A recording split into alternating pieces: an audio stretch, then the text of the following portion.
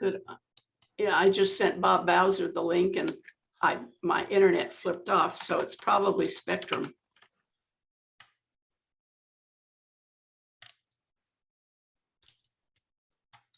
Okay.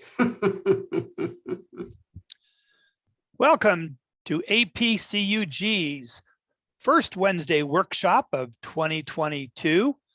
We meet on Wednesdays about noon Eastern and 9 Pacific to have a little bit more technology knowledge on many different topics. Today, it's going to be a roundtable, as we informed you, talking about what's happening this year. How has your group been handling COVID? How are you still handling COVID? What are your plans? What are you doing? What suggestions can you give to people on hybrid? All sorts of things related to your meetings and maybe how APCUG can help and assist with that. Today we have 3 or more. I'll have to look a number of our advisors who are the communication link between APCUG and your group are here today to be able to also answer questions as we go. Without anything else, if Judy is ready, she's going to do a presentation to start, and then she'll take it over from there. There's my last person. I have no clue what happened. Last night when I sent the email out at 12, I think 59, I copied all of the BCC list and make sure it matched my spreadsheet list, and by golly, everybody's name got crossed off. And I've had over 15 people that did not receive the link, and I had to send it to one person 3 times. Go figure. Does anybody mind if I take a screenshot of you? If so, you know, you don't want to be seen on APCUG's Facebook page. You can go ahead and turn off your Tony, good job. We're going to see your face now instead of the side of your head. So how about a big smile, so to speak? And I thank you very much. Actually, it's just your first screen of people since. Yeah. Anyway, I have a short PowerPoint presentation of things over the years that I have come up with. And some of you are going to say, oh my gosh, she told us that last time. But there's people here who have not heard these things. Some of them are my ideas, and some of them come from me attending various meetings, reading newsletters, visiting websites, and all that good kind of stuff. And a new president of an East Coast group got in touch with me a couple of days ago and asked the eternal question, how can we get younger members? And after I picked myself up off the floor from laughing, and I answered him back and gave him some ideas with a quick, searching for Google on where they can advertise their meeting, but I'm sorry, it was a senior center and stuff like that, that we don't usually have that many younger members in our groups. I'm going to share my screen now, and off we go.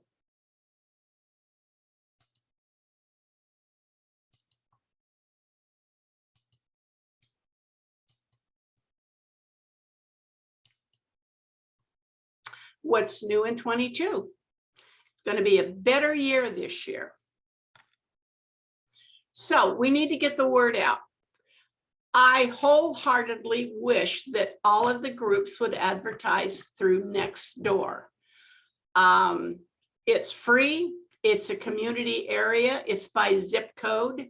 So if you have many zip codes in your area and you have different members who have different distribution lists, we have had a couple of groups use this all the time, and they have new members. So it may or may not work for you, but it certainly worked for other groups. If you meet at a library, one of our new groups meets there, and just for grins, I looked at the library website and they were advertising the meeting with all of the rest of theirs. You can always put flyers at libraries. Some of this applies to now where we're meeting strictly via Zoom, and some of them we're going to be meeting in our regular locations someday. It's the same for your senior center. I was looking at one senior center in this gentleman's area, and they had ads in their newsletter, and by golly, there were 2 blank spaces. So I suggested they put an ad in there and see how it goes. Contact your senior center and ask if you can put an article on seniors and technology together.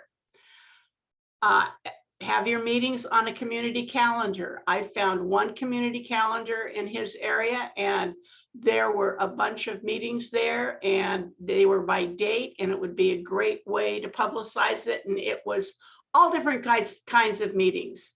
And they had, you know, the drop down where you could put a lot about your club.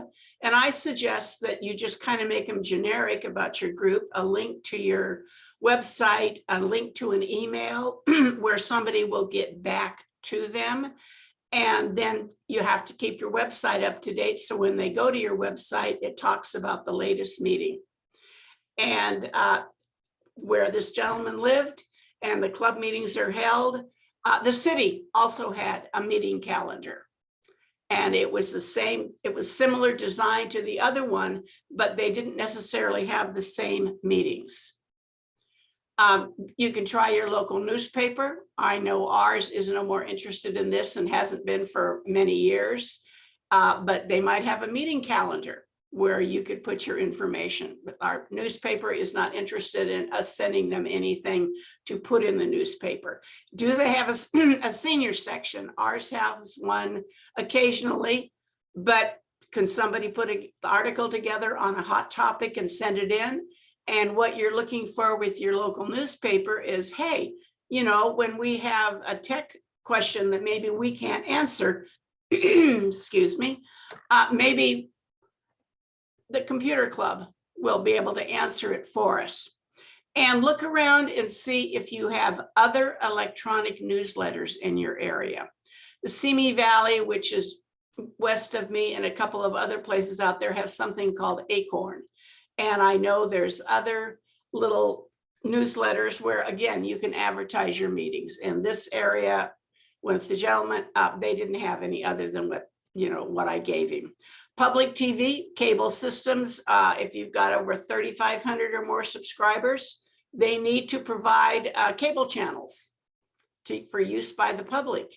You could get a group together and film a video of answering some canned tech questions, or just publicize your meetings. Give it a try. The Los Angeles Computer Society, I gave a presentation to them about 1.5 years ago, and by golly, the president sent it to her city council person, and he put the information in his email that he sent out to all of his constituents. I don't know whether I don't think she's a friend of his, but they had, she does this all the time, and maybe he liked what I was presenting, I don't know, but give it a try. The Los Angeles Computer Society also, when they're meeting in person, give the meeting flyer, send it out to various members who said, hey, I'll take it to my local camera store, I go to the XYZ library, I'll take them there, or the senior center, or the local tech shop. That way, the person who's responsible for publicity doesn't have to do every single thing. I taught adult ed for over 20 years. I certainly talked up the computer club. And if you have adult ed in your area, and when they are in person, or maybe they're online now, I know ours are, ask if you can talk about the extension of the adult ed classes for newbies. Come to our computer club. We'll enhance your knowledge above and beyond what you are learning in adult ed. If you have the old welcome wagon, welcome to the area organizations. We have one out here in my area, and see if they'll put a brochure or a flyer in the packet of information they give to new people coming to town. It might seem silly. Most of us, when we have elections, the same people get elected. But in our newspaper, organizations with a board of directors elections, those get in the newspaper. Maybe they will put yours in, and you can put a little blurb about what your group does. They don't know it's the same people. They're going to forget next year when, again, it's the same people. Recruiting new members incentive. Some groups give a 1 to 3 month extended membership for each member that joins. The Brookdale group gives a flash drive for recruiting members. And other groups give different kinds of incentives. So that's something we can talk about when it's live mic for everybody. If you've got any additional places to advertise groups or different recruiting processes for your members, let us know. Member retention, we got these members and we certainly want to keep them. So there's a calendar of events for people who love to print out a paper calendar, just like every group should have a Google Voice phone number on their website for those very few people who just want to pick up the phone and talk to somebody or leave a message. They're more comfortable with that maybe than email. But John Kraut, who did our calendar presentation last month, he decided after the presentation from the conversation during Q&A that why not have a yearly calendar and color code like they have, but instead of the 3 groups in their area, have your meetings one color, your word sig another, your digital photo sig another color, just for people who like something like this. We have several groups that send out weekly e-bulletins or e-news with the activities going on for that week. Again, it keeps you in touch with your members. You put a template together and you just, literally just copy and paste and fill in the blanks. And MailChimp is free and it puts a very nice, one together. And don't forget to recognize your volunteers. April is National Volunteer Month. You could give certificates, recognize them in the newsletter if you have one, on your website, or put an article together and send it into your local newspaper and see what happens. Welcome members when they enter the meeting and coming into Zoom. Some meetings I go to give a presentation, everybody sits there and looks at each other and nobody says anything. And I finally say, I'm not used to being in meetings where nobody says anything. And I try to get the conversation going, but have someone from the group, as each person comes in, welcome them. You could have a PowerPoint running at the beginning of the meeting, just in a loop with officers and photos. So guests, when you're meeting in person or hybrid, they know who everybody is. Psst, psst, who's that person over there?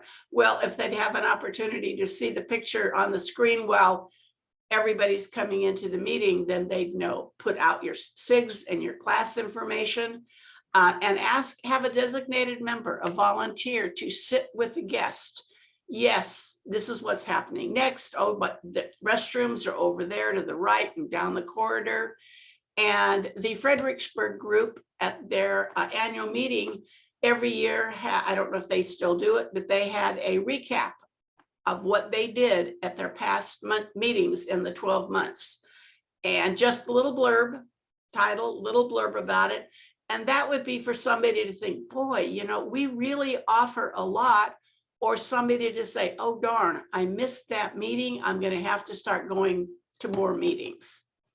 And don't forget to introduce your guests. How did they find out about the group? If they're a guest of a member, hooray for that member. If you can't publicize, did they read it in the XYZ, newsletter? Did they look at a community calendar and find it there? And that will tell you that, hey, that's a good place for our stuff to be. And find out what their tech interests are. And back in the day when we met in person and we would have guests, I would give them a packet of information. And it talked about the history of the club. I had a pretend newsletter put together with just generic tech information, but it was on with our masthead, and it talked about our meetings and things like this. And I gave them an application. It might have been their first time, but hey, if they were interested in becoming a member, the application was right there. And don't forget to give them a name tag. And some groups use a different style of name tag so everybody can go up during break time You remember break time at regular meetings and welcome them. So you can have an introduction at your meeting. John is our host moderator, and it could be your host moderator, the president, whoever would like to do it. A PowerPoint with information about, again, the meetings, the SIGs, the classes. The one group that I attended, the Central Florida Computer Society, Huey had information in there about the upcoming Wednesday workshops and anything new about the club that you want your members to know. And this is just snips of Huey's, and Huey's the talking about all of the slides as they come through. This was the beginning one for the December meeting, and there's their presenter and his topic. And they have something interesting at the end of their meeting. If the member is there when the names are drawn, they get a free 1-year membership renewal. And at December and January meetings both, some of the people had left early. They were there and they were looking at everybody's picture in the participant list, and oh my, that person had just gone. So this is something that's interesting. They talk about all their classes and their forums. They tell them, you know, you need to be a member unless otherwise noted. And they have the date, the time, hosted by, the description of the class, and how to register. This instructor, please mail the request to her. Other ones have different places where you send them. And at the December meeting, I have seen so many groups that have said, we don't have new officers because we can't have an election. Well, the Sarasota group had an election in December, and they had pictures of all of their candidates except for one person. And it was like APCUG's last election where, you know, nobody else wanted to run for anything. And these were the kind of the same people. So it was unanimous, but they also had a change in their bylaws. They have Director 1, Director 2, Director 3, Director 4, and all of these people were just running for director. And it's my assumption that at their first board meeting, they will decide, yeah, I'll do programs, I'll do whatever, this kind of a thing. But you can also have, you know, a change to your bylaws with Zoom meetings. And then Ann turned it over to Bill Crow, who is the speaker. He gave part 2 in January. So Ann's on the left. The gentleman in the middle is the one who ran the election. Bill's on the right, he was the speaker, and they flawlessly changed from one person to the other.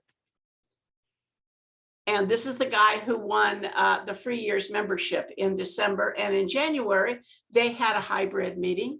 And if you have a Denny's in your area, in SoCal, we usually had 2 people that were meeting at their local Denny's.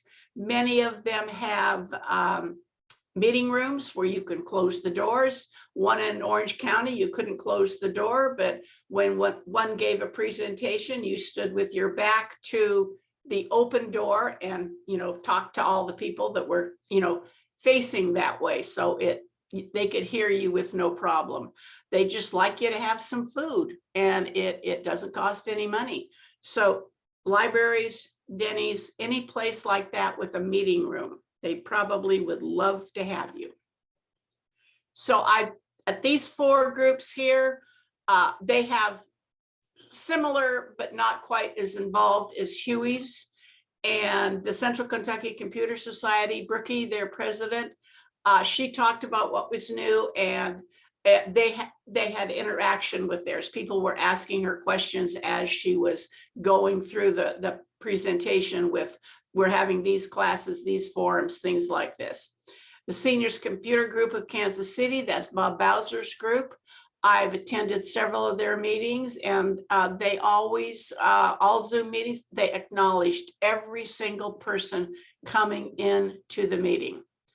And the Sun City Summerlin Computer Group, their president goes through just a mini about, this is what the meeting's about, you know, this is the, you know, balance in the treasury, this kind of the thing. Let me introduce the speaker. And at the Westchester group, Pierre would ask, does the XYZ SIG, Joe, do you have anything to tell us about the upcoming meeting? What are you going to be talking about? A little teaser and information to get people thinking, I think I'll attend that special interest group. So think about adding these kinds of things to your meetings if you already aren't doing them.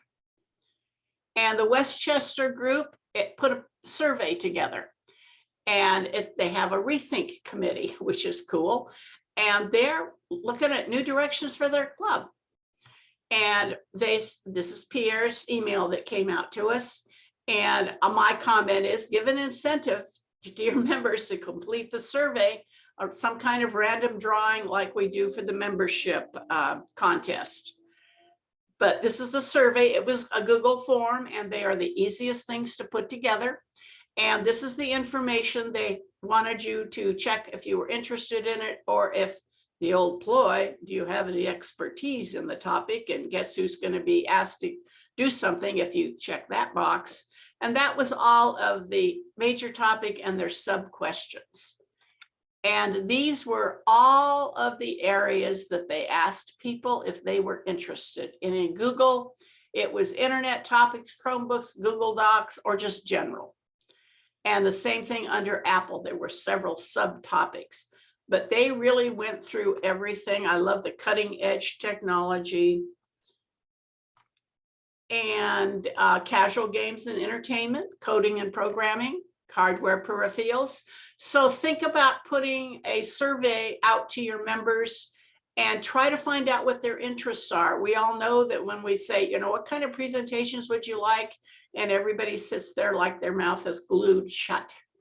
And one gal told me one time, we don't know what we don't know. So with that, I sent the Speakers Bureau list to the president, and he sent it out to the members and asked them to go through the list and choose some presentations they were interested in. And that worked for his group. And you might want to have some Zoom meeting etiquette every once in a while if your members start munching with their mouths going 90 miles an hour. And be mindful of your background noise and distractions. People are walking through, somebody comes in to talk to you. Please ask them not to do it while you're online. And, be really quick and mute your audio and your video when necessary. And like John said, if you don't have enough food for all of us, he didn't really say this, then please just turn off your video while you are munching. And if you have a ceiling fan that is over you, that really drives everybody crazy, as does wiggling in your chair. It's really distracting.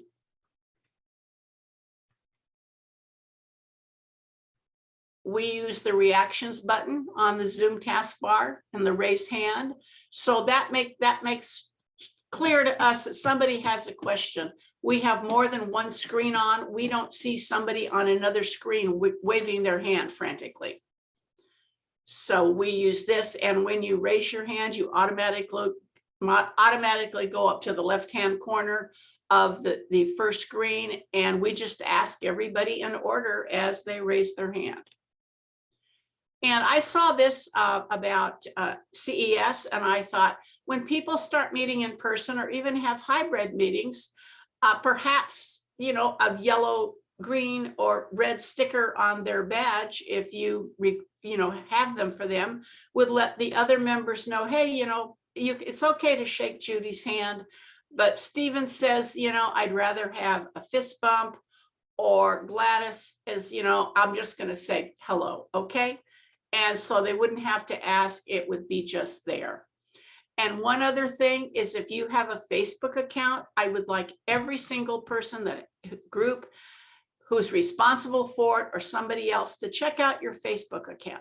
If you have not updated it for a couple of years, or even, like 6 months, you want to think about closing it, because it's not a very good image for your group. And that applies to meetups also. And Central Florida Computer Society just had their meeting on Sunday, and Marcia Berkey, who was the teacher that was in their slides, she thanked Huey, and he and Mike Ungerman were the presenters. And that's nice because that tells other people that look at your Facebook account, hey, somebody did watch it. But perhaps you could have a few kind members that they would take turns or do it every month and say, I really enjoyed learning about blah, blah, blah, blah, blah. And again, that lets people who come to your Facebook page know that you've got members that think you've got meetings of value. And hey, maybe they'd like to take a try and come to one of your meetings. And that same thing applies to Meetup. If you're not keeping it up to date, then why bother having the account? And I am finished.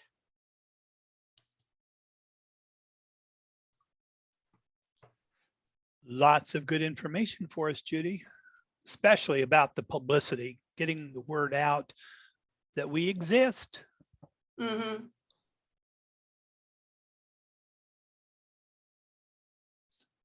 Okay. Mics are active if you want to take part in the discussion. As you said, raise your hand and then it'll move you to the top of the list. And Judy then can call on you to share with us and we'll have a go at it. Last time we had to close it off after more than 2 hours of discussion. So let's open up and discuss. Jolynn, you're on. She's from the Hilton Head Group. Hilton Head Island Computer Club. Yes, we started in 1989. I joined in 1991. And thank you for taking the hand down. We have been so very lucky. We have a resource center that is manned Monday through Friday from 10 a.m. to 4 p.m. People can call in and ask questions. People can drop in. People can make appointments. We are very strong both on the Apple and Windows side and Chromebook and Android. So we kind of cover all bases in streaming. I learned about Zoom on March 15th, 2020, and we closed the Resource Center on March 16th. So we spent the summer doing presentations through Zoom and have been. October of 2020, we reopened for a few days a week, and then we've been pretty much open and available for either remote or in-person help at the center all of 2021. We set up plexiglass at first. We had everyone really reopened. We have everything. So people were very protected. We are now wearing masks again because of the Omicron uptick locally. The presentations have been wonderful. We've done classes through Zoom. We've done presentations through Zoom. Even had Chris and Jim Gould of Geeks on Tour do a presentation for us. And we're very, very lucky that we have the space, which is inside of the local senior center. Ooh. But that we've 40 odd volunteers that have stuck with us throughout this whole thing. And that we're still going and still going strong. We ended up adding a second phone line so that people could call and wouldn't get a busy signal, or that it would go through. And we also made sure it goes through to the answering service if we're not there or if we can't answer. We are adding SIGs back this year over Zoom, just really minimal, very specific topics for SIGs.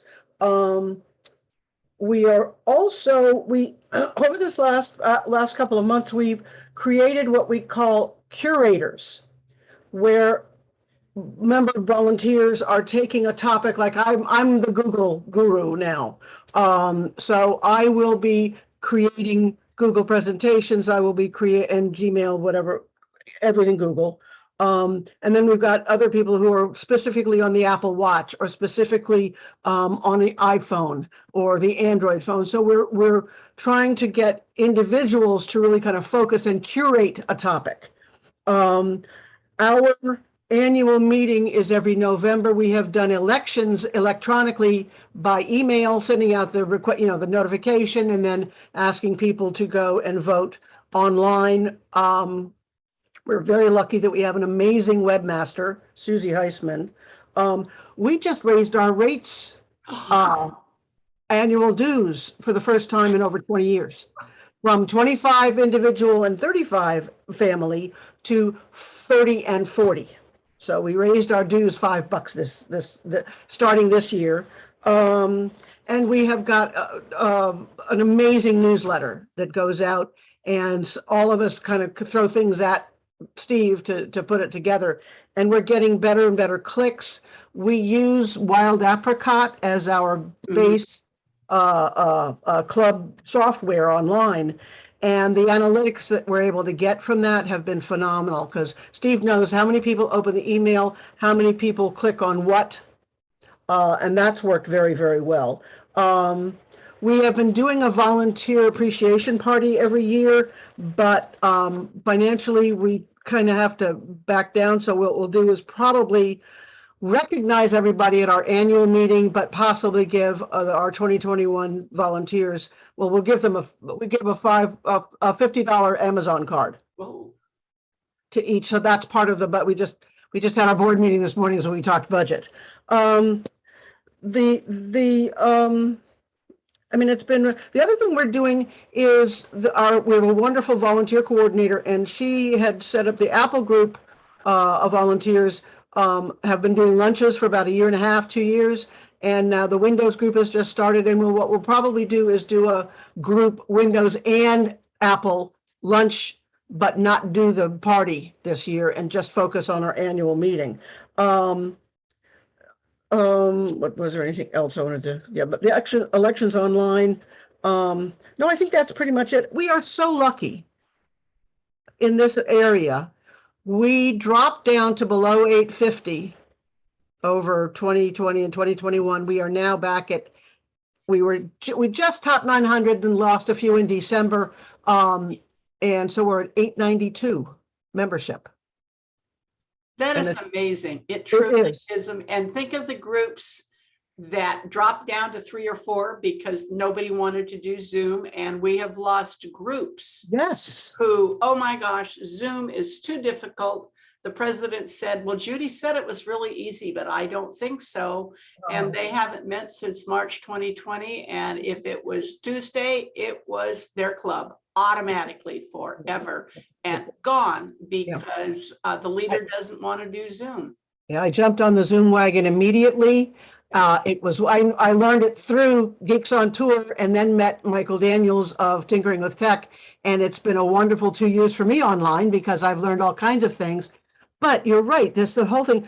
I became the Zoom queen of Hilton Head immediately. I mean, I love it. And the fact that it's such, I've hosted the Democratic Club's meeting every month for 2 years. And I've hosted a jam session. I sing and play guitar with a group of folks that some of us have played together for 30 years. And we couldn't get together. And I started, in fact, I'll probably have to leave a little early because I've got a 1 o'clock Zoom jam, but it's wonderful. So I will pass along to everything, but thank you guys. And I hope to be able to get more out of and learn more and take better advantage of the APCUG this year. Thank you. Thank you. And I love the fact that every time Jolynn leaves early, she lets me know, sorry, Judy, I have to leave. I have another meeting. It's nice to know what you're going to because I'm the jazz. I love jazz. And so does what can I tell you? Over to Jerry. Thank you. Our computer club, Viewpoint Computer Club, is in Mesa, Arizona. We've been in existence for a really long number of years. Last 2021, we had no meetings. We tried, our board meetings were held by Zoom. We started this year asking our members. We have a park of about 2,900 sites, and we have about 150 plus or minus members. We recently surveyed our members about what they want to have happen during this 21-22 year. And as far as a face-to-face meeting with social distancing, et cetera, all of the safeguards that we could do, masking. And out of those people, we had 10 people respond that they would be attending. So that kind of gave us the thought that there's not a real interest in meeting in person. So we're going back to looking at having Zoom presentations, that kind of thing. As a matter of fact, our park hosts many dances, dinner meetings with presentations, and they just canceled a big one in our ballroom a week or so ago because of COVID here in Arizona.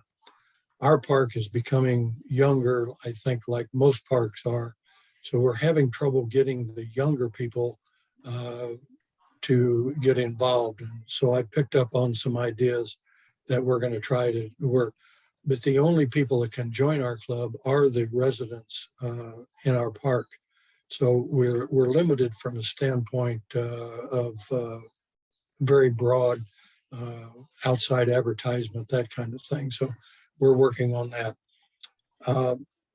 Most of the people that we have that are younger coming in seem to be a lot more tech savvy than any of our current membership. So it's a real challenge of what we present. So with that, I would close and say meetings like this really do help us get ideas. So thank you. Welcome. Gated communities in California have told me that the retirees that are coming in 55 plus, they've got the technology they like. They know how to use it because they've been using it for quite a while, and they are not interested in coming to tech club meetings. And people automatically think, oh my gosh, we have these new people coming in, and they've already been there, done that, because they're a lot younger than some of us 1,000-year-old people.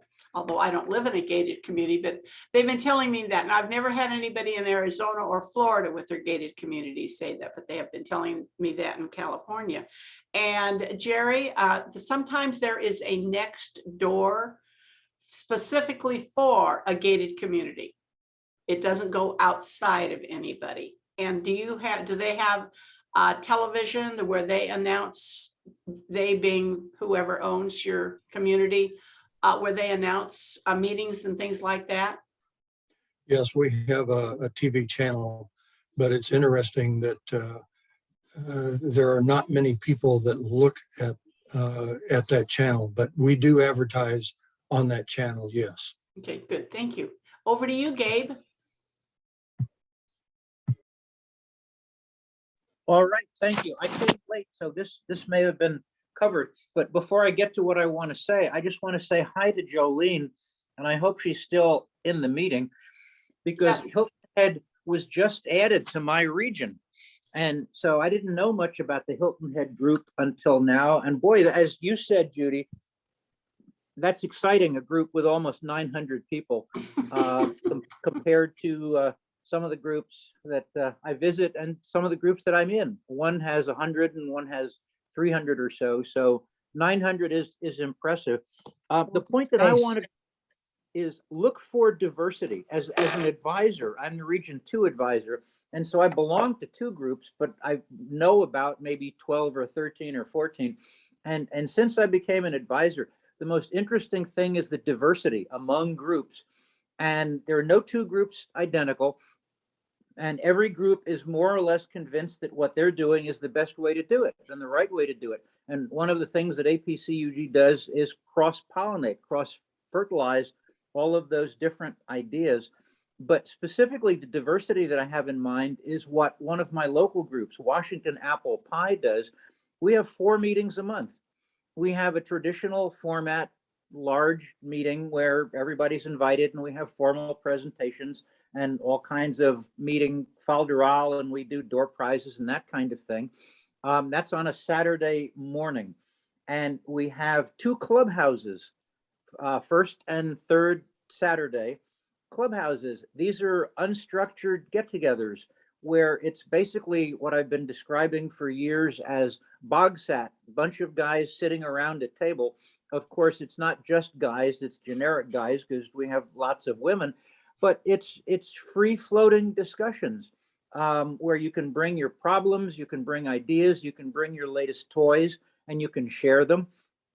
Especially with Zoom, you can do breakouts and you can have people go off to the figurative side of the room to have a private conversation. But the clubhouses add a huge amount of value to Washington Apple Pie membership, and they're very low maintenance. They're zero expense. Somebody has to have a Zoom account, but we do that anyway. And so you just open up a meeting and sit back and see who shows up and what they want to talk about. And the fourth meeting of the month is the afternoon learners SIG, AL SIG, which is on the second Thursday afternoon of the month. And the AL SIG is somewhere in formality and organization, somewhere between the clubhouse and the main meeting, where there may be a short presentation or there may be a theme for a discussion.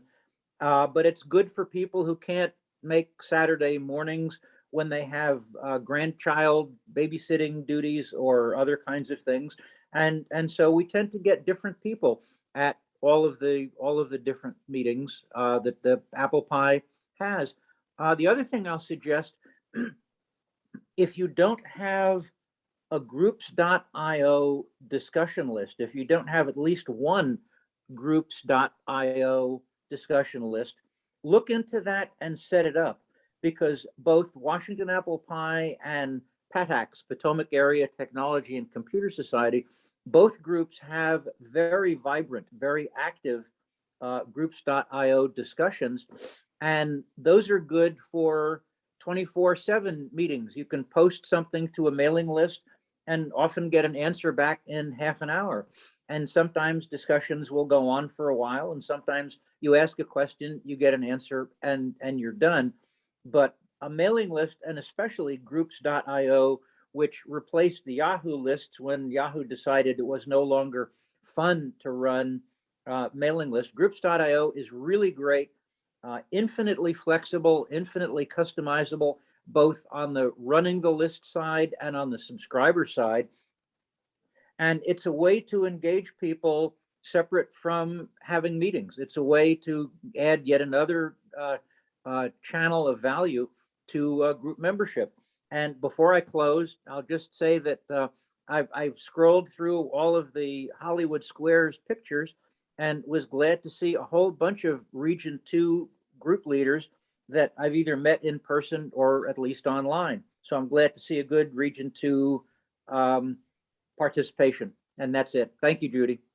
I have a question for you, Gabe. Jolyn asked if Groups.io is similar to Google Groups. Yes. Craig Wright is here, and he's with the Columbus Computer Society, and you have Google Groups, correct? And the Lake Area County Computer Enthusiasts, they also have the Google list. The rest of the ones that I'm on their distribution list, it's Groups.io, and people flocked to both of those, mostly Groups.io after Yahoo shut down. Gabe, do you have an article that's a generic article that people could tweak a little bit for information about their group that they could use to try to send out to their local newspaper or the senior center or someplace like that? Yeah, I actually do. I wrote an article for a DC area seniors. Actually, it's a Fairfax County seniors publication, and highlighted the two groups that I'm in, Washington Apple Pie and Paddax. But yeah, I can distribute that. I can send it to you, Judy, and you can put it in push. Does that, how's that? Nope, but I will, I can do that, but it will be part of the follow-up material for everybody who is here. Okay, well, however, pushes came to mind, however you get it out. I'm making a note now to send it so I don't have to ask you what I promised. Right, and I know I already have it, but I have no clues where I saved it. Yeah, I might have more clues, but I'll see if I can find it. I probably have it in several places. Okay, thank you so much. Tim from the Chicago Computer Society, you're on. Hello, everyone. Offhand, in the last 6 months, CCS has lost a couple leaders, including our webmaster. Yeah, well, boy, we're having some headaches, but I'm passing on here a couple of things that are going on as we speak. that some of you might be able to take advantage of. One, we've been trying to do recordings of our Zoom meetings. We didn't have a place to put them for a long time. There's a lot of them that if they were made, they're on old disk drives of the former webmaster. Mm. We're trying to find them as is. I've got a bunch that I've got to do a little doctoring on first. And then we created a YouTube channel as a public non-for-profit channel, therefore costs us nothing. And we're starting to try and integrate that more and more. We have a Facebook page, and I'm trying to get at least one video a month posted kind of like as a spotlight for the group. At the same time too, the website's an antique. We're talking over 20 years in design. There was no CSS pages, no PHP, just straight hard coding JavaScript, and that's about it. And that's because the webmaster didn't have a lot of the web skills really needed. We found out through another member that's now passed away due to a house fire that bottom line, he got us in contact with DePaul University that has what's called a capstone group. They select from applicants, especially non-for-profit, but also businesses, projects for their students to rebuild websites. And that's what we're in the process of. My understanding, if I am remembering correctly, there's only about 5 universities around the nation that have such a project. And it could be a resource if you feel the need to get a newer, modern website. Right now, I'm not sure how long it's going to take before we start seeing some results. It's going to take probably several weeks. It'll be bits and pieces, but eventually I think by spring we'll have a new website. The bad part is our website tried to do a lot and we wanted other features. We can't get them all in this one project. Require additional projects in other areas like marketing and database that might add it, or we ourselves have to figure out ways of adding additional features. So it's kind of a case where there are potential resources out there that most of us have no clue about. Through the universities, now most universities and courses have internships. This helps get students into businesses to get a look and feel of the real world they are going to be entering. The bad part is it always has been on site. This particular project that we're involved with DePaul is strictly Zoom meeting online.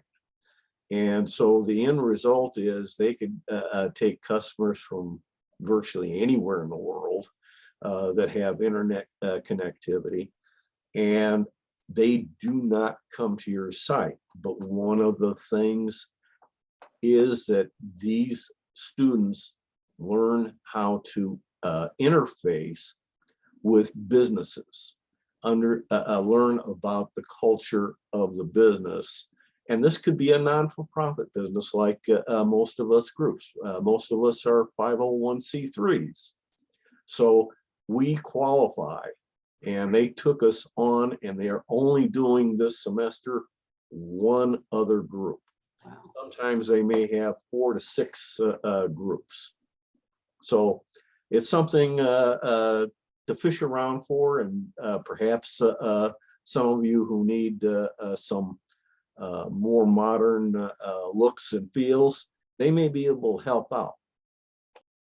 Thank you. You might also check your local high school tech teacher to see if they have a website class where their students might want to take that on. When a few years ago, when a ton and a half of APCUG member groups all decided they needed to update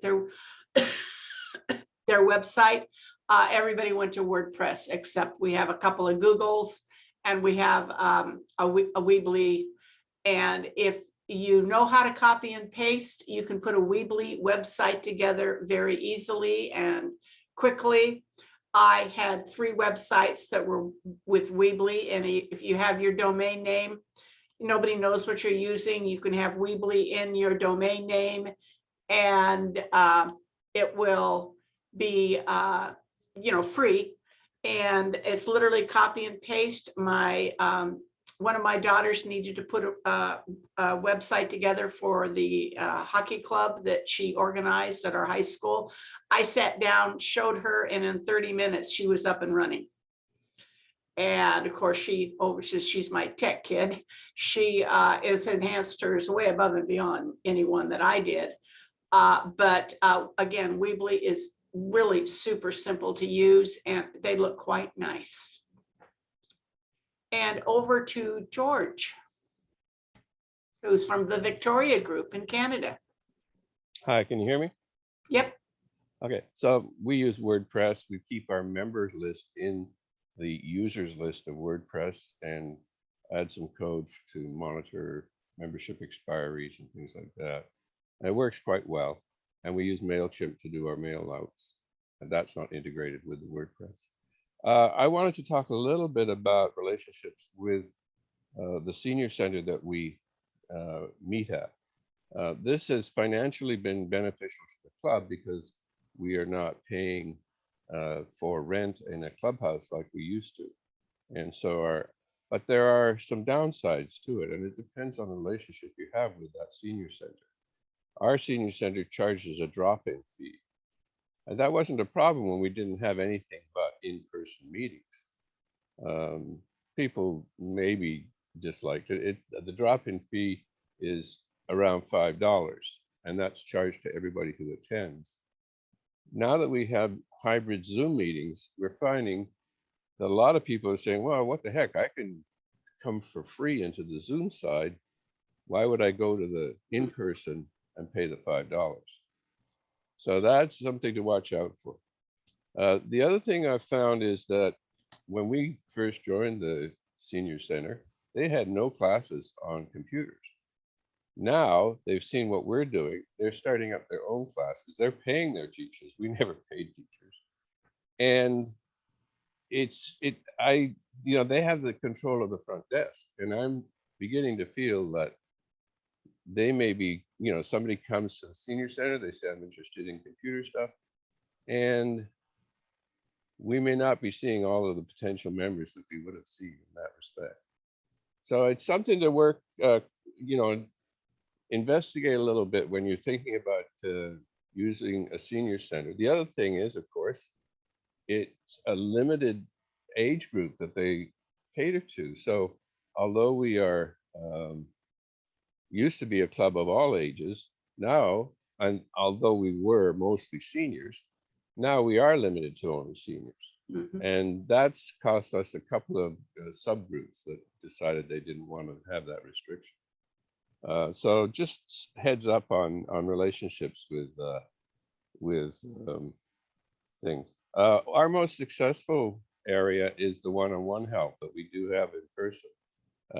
We do 45 minutes of one-on-one help, and we have 3 or 4 volunteers that come and give over a morning help everybody. And that's like one-on-one help, right? So people come in with their specific problem, and that's very good. I think people are happy with that. COVID has brought its own problems to that. In the area that we are in, it used to be very low infection rates, but with Omicron, it's becoming a little more concerning. So the other thing is, I got a question of how many emails we use MailChimp to send things out, and I limit things to maybe 2 emails a month to our members. We have very low unsubscribe rates. So maybe I'm not sending enough emails. But there are limits to, so I'm kind of interested in what the average number of emails you people are sending to people to see whether we should up the rate. It's more work for me to put the email together, but I'm beginning to think that maybe we have to. I mean, there are some clubs say, you know, the meeting's tomorrow, the next meeting's tomorrow. And we advertise all the APCUG meetings. We advertise the Tech for Seniors meetings. We send out a calendar type of thing once a month or twice a month, depending on how busy I am. And so kind of curious about how many emails you're sending. One of our problems is that our laptops that we bought and used in our classes are aging quickly. And now with Windows 11, many of them are not going to be able to load Windows 11. So I know we're going to stay with Windows 10 anyway, but that's, you know, we're ending up with a lot of stuff that hardware because of these Zoom meetings, people are not relying on them. I'm not sure what the format of this meeting is, because is it just like, did you have it segmented into different topics? I'm not sure. And that's enough for me. Dorothy is in the meeting. Why don't you have chat turned on so we can chat between ourselves? Because I'd like to go over the list of topics we bring up with other people in my club who are attending. Thank you. The Glendora group came up against the same thing as the Victoria. They have met at the Glendora Senior Center. They changed their name to Community Center so they would get more people to do various and sundry activities other than seniors. And during the Zoom time, and Glendora will remain a Zoom group, the LaFetra has worked with one of the local junior colleges now, instead of the Glendora seniors teaching the classes, teachers from the local JC are teaching. So they've been pushed out with that because they store their computers there and they would just roll them out when it was time for classes. But of course, they haven't done that since, you know, March of 2020. So that is a problem when you are in a senior center. That's it. Over to Craig from the Columbus Computer Society. Unmute yourself, please. Yeah, it makes it better for you to hear me if I actually unmute. That is true. I wanted to answer the question that the previous speaker had about how many emails we send out. Of course, we use Google Groups to do all that. I personally send out one message a week, usually on Sundays, that just describes, you know, the meetings for that week and the links for Zoom and all that stuff.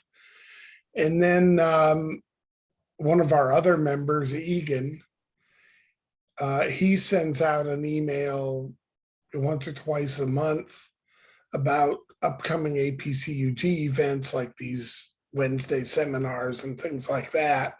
And I think that's about it. And John is shaking his head there, agreeing with me. And if I forget to send out the Sunday thing, usually John will send me a text on Monday morning to say, do we have any meetings this week? And he already knows the answer. But we do that weekly. Almost all of our SIGs are Zoom only. We have one SIG that is hybrid. And it's just mostly a social type thing. They talk about just about anything, whether or not it's computer related, they don't seem to care. And I usually will log in to help provide some of the Zoom support. And then they just meet at our resource center, which isn't been very busy recently. And they spend about half their meeting upgrading software on our Windows machine to make sure everything's up to date. Our resource center, we did, I don't know, 6 months ago, we were forced to upgrade to AT&T fiber. Hmm. Yeah, what a terrible thing to have to do. And of course, don't use it much, so we're on a very low tier. I just got it here at home and I absolutely love it. So get it if if it's available. I think that's about all I need to say right now. The Westchester group sends out e-bulletin every single week on what is happening because they have a gazillion. They don't call them SIGs necessarily, but they have digital photo, you name it, they have it. And that comes out. They have a little bit of tech stuff in there, a couple of jokes. Whatever's happening, they'll put in each week, they put in what the Wednesday workshop or whatever APCUG is doing. Bill James does the exact same thing with the Computer Club of Oklahoma City. And they have templates and they both use MailChimp. And Bill just copies and pastes and puts everything on the proper place. He talks about local activities and various and sundry things. And the Central Kentucky Computer Society sends out at least one or more than one, not once a week, but they definitely send one out with their latest newsletter. But they have classes and forums that are going on. They talk about that. Their Sarasota group has 1.5 tons that they send out. They call theirs e-news. And on their website, if you have never gone to thestug.org, you should. And they have something called trending news. And when that area is updated, we get an email about what is on trending news, plus when the newsletter drops, meetings, classes, and all that good kind of stuff. So they are quite busy with sending those things out. And if you make up an easy to use template, all you do is copy and paste and pop it in. Over to Dorothy, who is the president of the Victoria Group. Thanks, Judy. And I also wanted to thank George for his comments on our club. As we all know, over the last 2 years, things have changed. And those who've embraced Zoom have, and those who still will not do Zoom haven't. We have tried numerous times to get people to do Zoom. We've showed them how at the beginning, and actually none of them actually ever came on Zoom. I'm not sure why. But anyways, as George mentioned, we are in a senior center. We've been there over 3 years.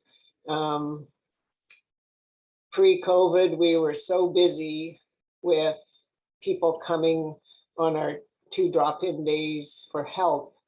We had to start making sure they were even a member before helping them. And then a lot of them had high expectations of, we were like a computer repair shop really, and they would spend anywhere from 1 to 3 hours in the room, jumping from volunteer to volunteer, getting all their stuff fixed, and then they were gone. And we had to kind of change that because we were not there to upgrade computers from Windows 7 to Windows 10. We just don't have enough time. I'm not sure how we're going to transition from Windows 10 to 11 for those that even have equipment that will be upgradable. And as George mentioned, we have like 7 laptops, and I think only 2 of them are upgradable. Though myself, I would like to do Windows 11 because there's so many classes online about it. So, but as we mentioned, we're in a senior center. The issue is we have 2 senior center, and the other senior center has hired someone to do classes on all things like Android, Apple, and Windows, and people pay quite a high amount of money to attend these classes. Whereas at our place, we charge $25 for the year. And of course, you can partake in as many Zooms as you want. And we've just, well, in October, we started 1-to-1, and it's only 1 day a week now on Friday.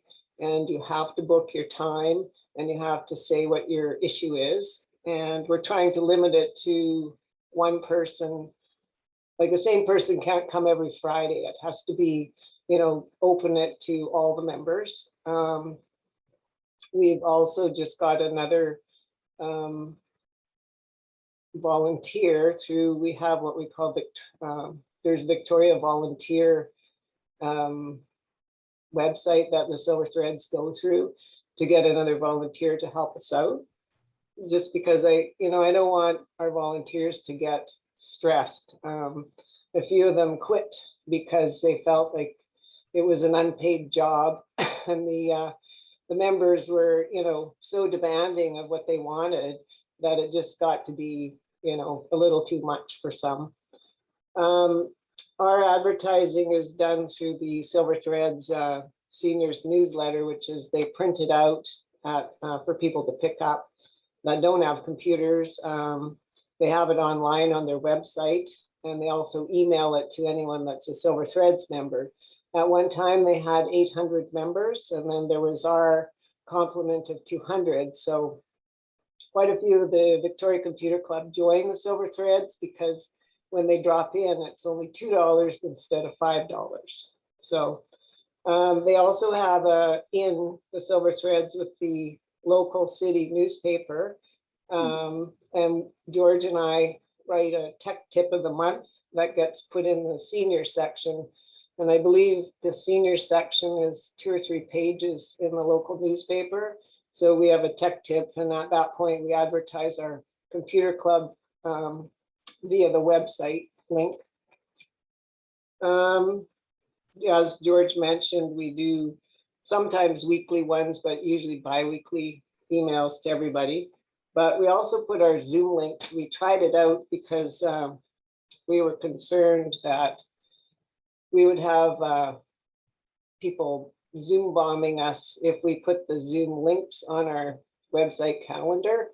And because George and I are the hosts, we have never had any imposters. Like maybe once there was someone and we didn't let them in, but usually everyone that comes in, we know who they are.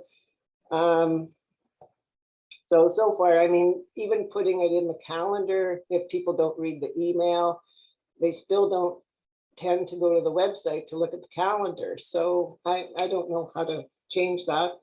Pre-COVID, we used to have a 3-fold brochure that the Silver Threads printed out for us, and we would have what classes and all the information.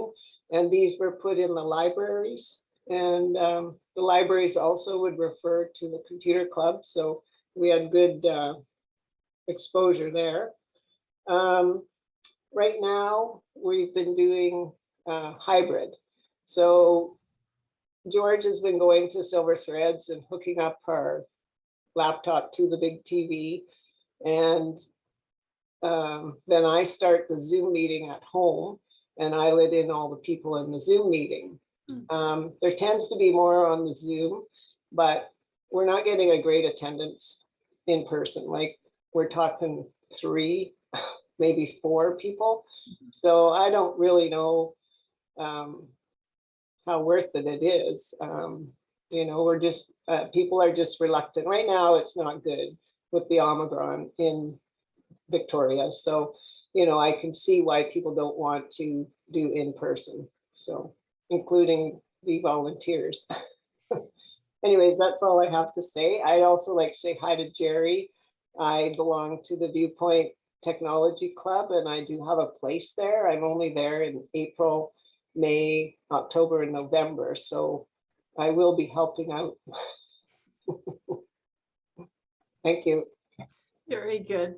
I forgot to mention the Los Angeles Computer Society's tech guru will repair someone's computer for the price of the membership. And that was one way they have gotten new members to come in. And the majority of them have stayed. You might think that, gee, I'm getting my computer fixed for whatever the fee is, and way cool, and I'll never ever go to a meeting. But they renew their memberships. Bill King says it takes 3 emails, and he's from the Huntsville group. It says it takes 3 emails for his members to finally, read it and figure out what is going on.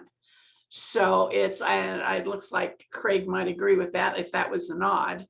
And yeah, we are dealing with an aging population, and sometimes that is, what needs to be done. Over to John. Hello, everyone.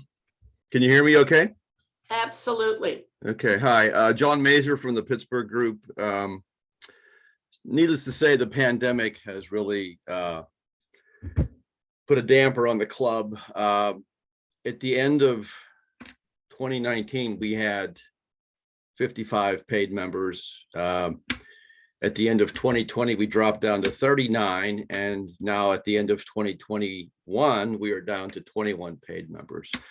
So, and we're doing everything by Zoom. The church hall that we normally would meet at is still not allowing groups to meet at the church hall. And quite frankly, I'm happy with that, because I don't, with the Omicron and the other variants out there, I just don't want to, have to worry about, who's vaccinated, who's wearing a mask, who's, enough hand sanitizer and social distancing. So I'm happy to do it this way. And but the numbers keep declining, and I'm just curious how other groups are handling this, because we've I think Dorothy mentioned about we've led the horse to water. We've tried to get people to learn Zoom, and they just don't want to do it. We've polled the members who didn't renew their membership, and the reoccurring theme was, we don't want to meet on Zoom. We want to meet in person. We like the camaraderie. We like the, they get into little groups and talk about different things. And I get all that, but unfortunately, our hands are tied, and because the church won't let us meet there. Now, we could look for other venues, I guess, but at this point, all of our equipment's there and everything, and I don't want to have to pull up stakes and move everything to some other location. So I'm just curious as to, if, I'll throw it out to what other groups might be doing to handle the Zoom decline in membership. And the only other thing I wanted to mention is and I forget who mentioned about the groups.io, but what is that being used for, and is it free of charge? So with that, I'll end my talk, and I'll wait for some responses back. Thank you. Groups.io is an email. It is free, and it's one way to communicate with your groups. Instead of BCCing everybody, this is a forum where they can ask questions and get answers, and you can advertise all of your meetings, all of your SIGs and stuff like that. People sign up for it and have to be approved. It's not just hi, I'm gonna do this. And it's a really easy way to communicate among your members and get the information out. And it's either Groups.io or Google Groups does the exact same thing. John, it's probably the closest thing to the old bulletin board. Yeah. Yes, you remember those days? You're dating yourself and all the rest of us. Several groups have taken a vote. Again, I speak about the Los Angeles Computer Society. They were going to be hybrid, and their members said, we're not interested. We want to remain a Zoom group. And so they meet at a church, or they met at a church, and they negotiated a very low amount of money each month to keep their place. And they had all their equipment there and yada, yada, and they went down and got it, and it's being stored. It's a member's house now. And there's a couple of other groups where the president was the one that hauled in all the stuff all the time, and it all had to be set up. And they said, not doing that anymore. Love the Zoom meetings. And there's another group where the entire board said, if you guys want to meet in person, we're all out of here. And so that has, and they've remained Zoom, and they keep getting new members. They have a lot of women in their group. Women belong to other organizations. They talk about what they're learning at the computer club, and they're bringing in the new members. Their membership has never been so high. Go figure. Hi, Judy. Hi. Dorothy, over to you. Yeah, I was just going to mention what we also do when we're helping our members.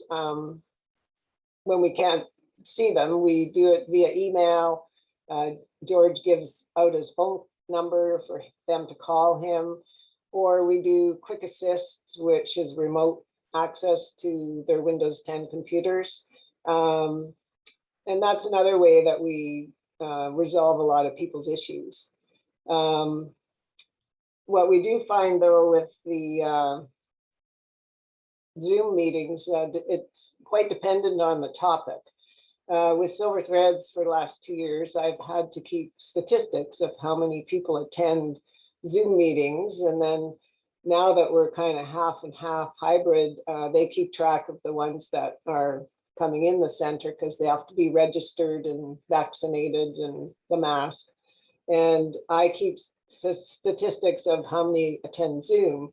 And depending on the topic, like George did a topic there January 4th on viruses and security. And we had, you know, the most that we'd had for a long time, we had about 15.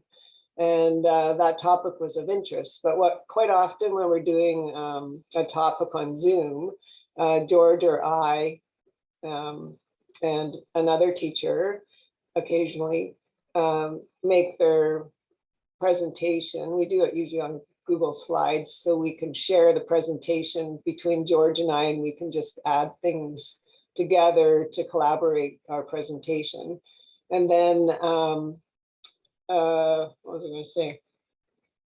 Oh yeah, so what happens also, we quite often, if we're talking about Android, like a tablet or a cell phone, we sign into our devices in a Zoom session so that we can share the screen and show the people, so that when they're sitting in the house with their cell phone or tablet, we can show them, you know, we're going into settings and we're doing this and we're doing that.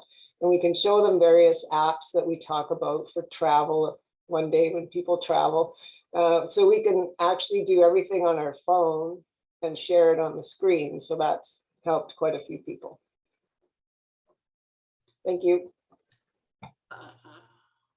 Over to you, Mr. Kennedy, from the East Ohio Technology Users Club. That's pretty close, East Central Ohio. That was close. Making, you know, comments or, relationships like with the Victoria groups with their seniors.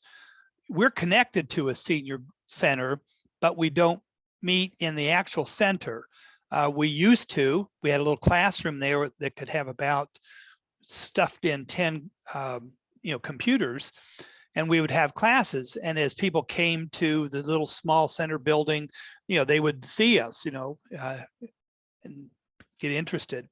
But that was back also in the days when it was all so new.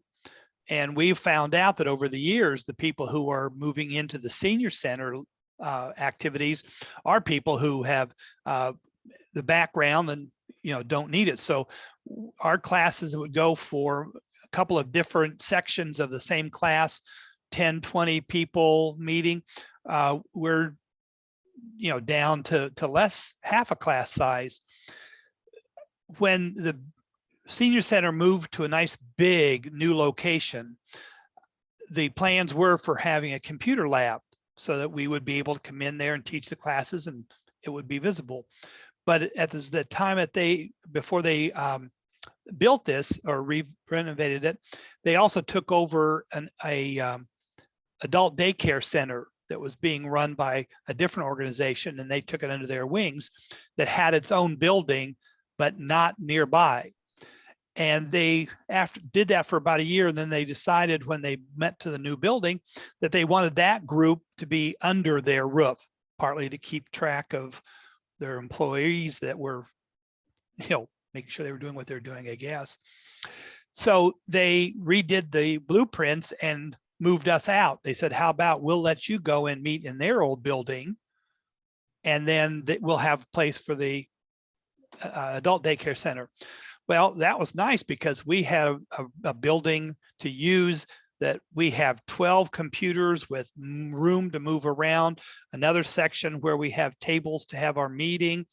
We could set up long tables and have too many people for potlucks and stuff. And we have a room that's our repair room and a room that's our refurbishing room where we take computers and redo it.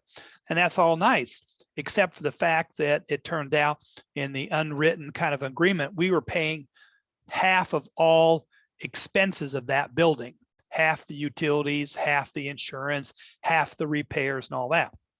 Okay, but the big problem was that it was not close by. It was not, we were not in the building. So when people came in, they didn't see the classroom. And people don't want to travel to another location in this part of town too. So that became a problem that people didn't want to come. We still have a good membership base. John would be upset because even though we've lost some, we're still into the 100 middle numbers.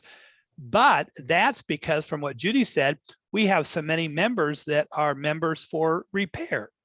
And we do repair time 3 times a month. And members can come in, get their computers looked at, checked out. If we have the extra refurbishing stuff, parts for them with no cost or a small donation. But then we go back to the communication part, and the aging program at here that has that building has a newsletter. But the problem is their newsletter is pretty templated and there might be a little bit of room. Now we're listed in groups that have meetings, but when I wanted to try to have articles about computer classrooms, I'd write up something really big. They'd say, well, you know, we really don't have enough room for that. We're going to trim it down. And so they would trim it down and put it at the end of the newsletter after all of their stuff. So there'd be very little bit. Then they went to a new bi-monthly publication dates, and we would have to have our stuff in a month before their publication, which caused problems for us because we didn't know what classes we were going to be offered because we had to secure teachers and all that. So we ran a communication. Now, unfortunately, my position or my feeling is that we have 20 or so, I don't know the exact numbers, it's not my job to keep track of that, but on a Zoom, it's one screen. So we don't have a lot of members joining because we have a lot of members who are there for the eats and treats. Oh. And so Zoom, you don't provide treats, you got to provide your own. And I'm concerned that even if we do go back, because we're not back into full meetings, we have one SIG that meets because we're only 6 or 7 people. But when we go back, we probably won't be having a food out unless somebody's willing to bring in, buy wrapped up food. So we're not doing that. So even if we go back in, I don't think we're going to get the numbers back up to where it was before. So we're struggling too. And the good core of our group is you know, active, but not the numbers. And I agree with Dorothy too, that a lot of times it has to do with the topic. I think we had a good meeting last month because Bill did his Android favorite apps, and we got a lot of Android people. One of our members is going to do a favorite Apple tablet and phone favorites this month, and I'm not quite sure we have that many Apple people, so I'm not quite sure how the numbers are going to be. So you know, it's a struggle all around, and we just have to keep going. We have people that won't do Zoom, even though we keep offering private one-on-one, not even make you embarrassed in a group. Here's how easy it is to do it. When I trained the under the Computer Hood user group in San Diego, one member came in as unhappy user. And I went, whoa, okay, fine. And so I went through my thing and I had, sent the handouts and all that good kind of stuff. And then they had their board meeting, and halfway through the board meeting, I thought, why am I here? And I left. And right after the board meeting, I heard from their president that the unhappy user was now a happy user, because he saw at the end of their meeting that he could have social time with all the members. And that was just as good for him as actually being in person. Obviously, he didn't miss the food and things like this. And every single meeting that I go to, he is one of the most verbal members there is. And he started out thinking Zoom was going to be the worst thing that came down the pike. And so I can only think, if you could only reel these people in for one meeting, so they can see that, yes, you can have social time. You can't touch and feel people. That I'm looking at all of you guys, and I've seen somebody go to sleep. Dave Gerber was so cute. He got up and he went back in his comfortable chair and everything.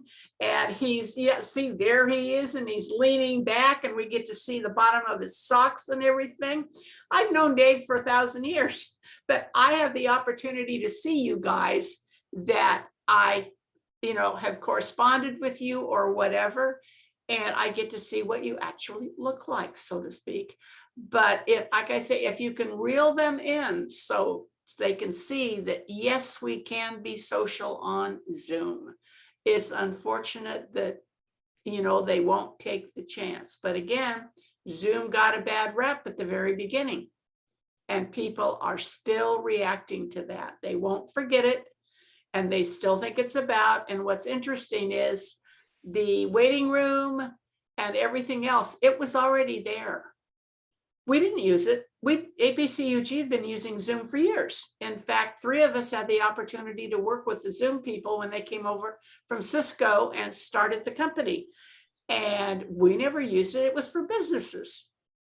And nobody thought about using the waiting room or whatever. And it's our own fault. Those darn kids that didn't have anything better to do that started it. We had a bunch out here in our, not my area, but 2 valleys over, and they Zoom bombed school board meetings. Well, hey, any kid's going to think that's fun. And that was unfortunate, but it's been taken care of, but you can't wipe it out of their memory. Over to Dave Gerber from the Sarasota group. Unmute there. Yes, I'm on my Facebook portal TV. And John, no, this is not a distracting background. This is actually my backyard. Our group last week, we did our first hybrid meeting. We set up an arrangement with a local, you should excuse the expression, Denny's, who has a private room. They were charging us $100 to use the room. But if anybody bought food, that would go towards the $100. Okay. Well, what we decided to do was we offered a slice of pie and coffee to everybody who came. We had only about 11 people come to the actual meeting, and we had about 60 or so on the Zoom side. And with the exception of a couple of little technical glitches for our first attempt, it went pretty well. We had our last board meeting this past Monday, and we decided we're going to try it one more month and see how it goes. And I talked them into stop telling people to pay for stuff. We can afford the $100 a month to pay for the room.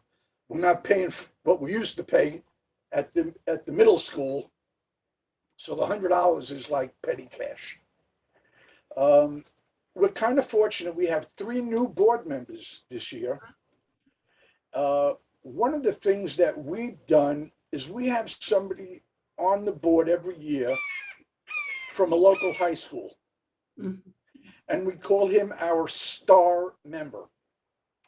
The purpose is so that they learn how a board operates, how an organization operates. And then we kind of get them involved in some way. And then hopefully they'll talk to their friends. Hey, there's a bunch of old geezers over there who don't know they're on their elbow. Let's go help them. So we'll see how that happens. This is about the third or fourth year that we've had a high school kid on our board. But that's been pretty good. They don't tend to be quiet. They tend to participate. So that's good. Yeah, we use Groups.io. It's not getting as much use as it used to. I think that's because we're throwing a lot of things at our members. We have a very active Facebook page that I manage. We also have one of our other members who's running our blog. So we have a lot of different ways for our members to communicate and for us to communicate to the members. So I think the Groups.io has kind of gotten lost in the shuffle in our side. And I think we have to do a little bit more promotion, on that. Our group is hankering, just like I'm sure all the groups are, to meet in person. But for the time being, we think the hybrid meeting is going to work out. Whoever wants to come, comes. Whoever doesn't want to come, hey, Zoom it. As far as volunteers, every year we have a volunteer luncheon. We usually have it in December. We did not have it yet because of COVID, and we keep putting it off. We did find a restaurant. It is completely outdoors. Thank you, Florida. So we're going to be doing that, we think, in March or April, when we hope the COVID will settle down a bit. And again, we'll be outdoors. So that'll be helpful. But that's what we do to recognize our volunteers. And since April is National Volunteer Month, my God, that seems perfect to me. Other than that, I think that's about it. Don't you highlight a volunteer or a member in each of your newsletters? Yeah, we have a volunteer of the month. We write up a little bio about that person. They keep asking me, and I keep telling them no. But yeah, we want to make sure that our appreciation of the volunteers is very visible.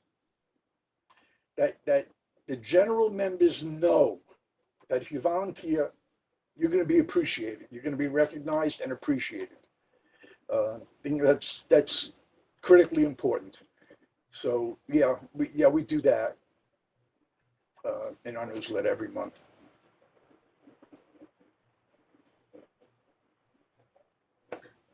More comments? More hands raised? Specific topic you would like to talk about? John. Yeah, I'm just really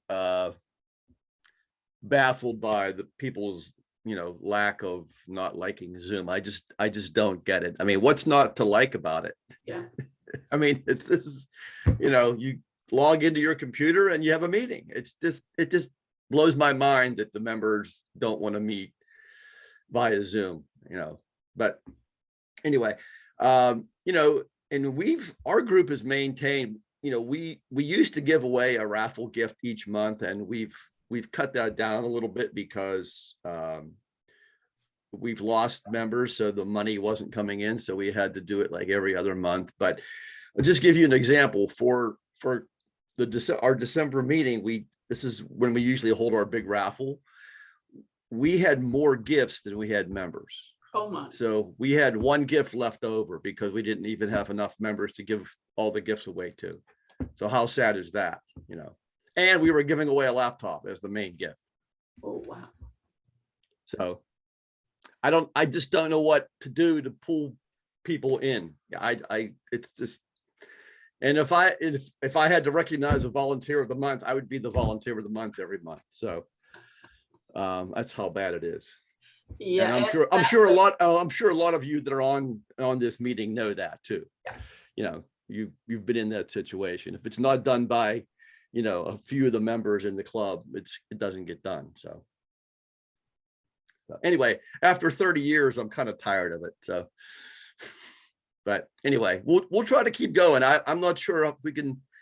This might be our last year. I'm not sure. I'll try to keep it together if we can. But with only 21 members, I'll be lucky if I'll probably have less than 10 members per meeting, which is, you know, to me, it's almost not worth it. So anyway, that's all I had to say. Several groups are giving like Walmart, $10 Walmart gift cards or Amazon gift cards as door prizes. They've said, they said, you know, we can't have any elections, my gosh, because we're not meeting in person and we can't give away any giveaways. And then they thought, aha, you know, gift cards. Everybody likes a gift card. And so that's the way some of the people have countered the, oh, there aren't any door prizes or anything. Not only do we don't have food, we don't have door prizes either, but you can give that. And I know Bill's Oklahoma City group and the Wisconsin All Computer Users group, they meet on Thursdays. And if they have a fifth Thursday, they play bingo and have a gay old time. And they have gift cards for the winners for that too. And I won a couple when I played bingo, and Bill has been through 2 different kinds of bingo games and has found one that he really likes and that his members can play. And so that's a fun thing to do. If you want to have a fun meeting, you have an extra one or whatever, have a game night. Over to you, Gabe.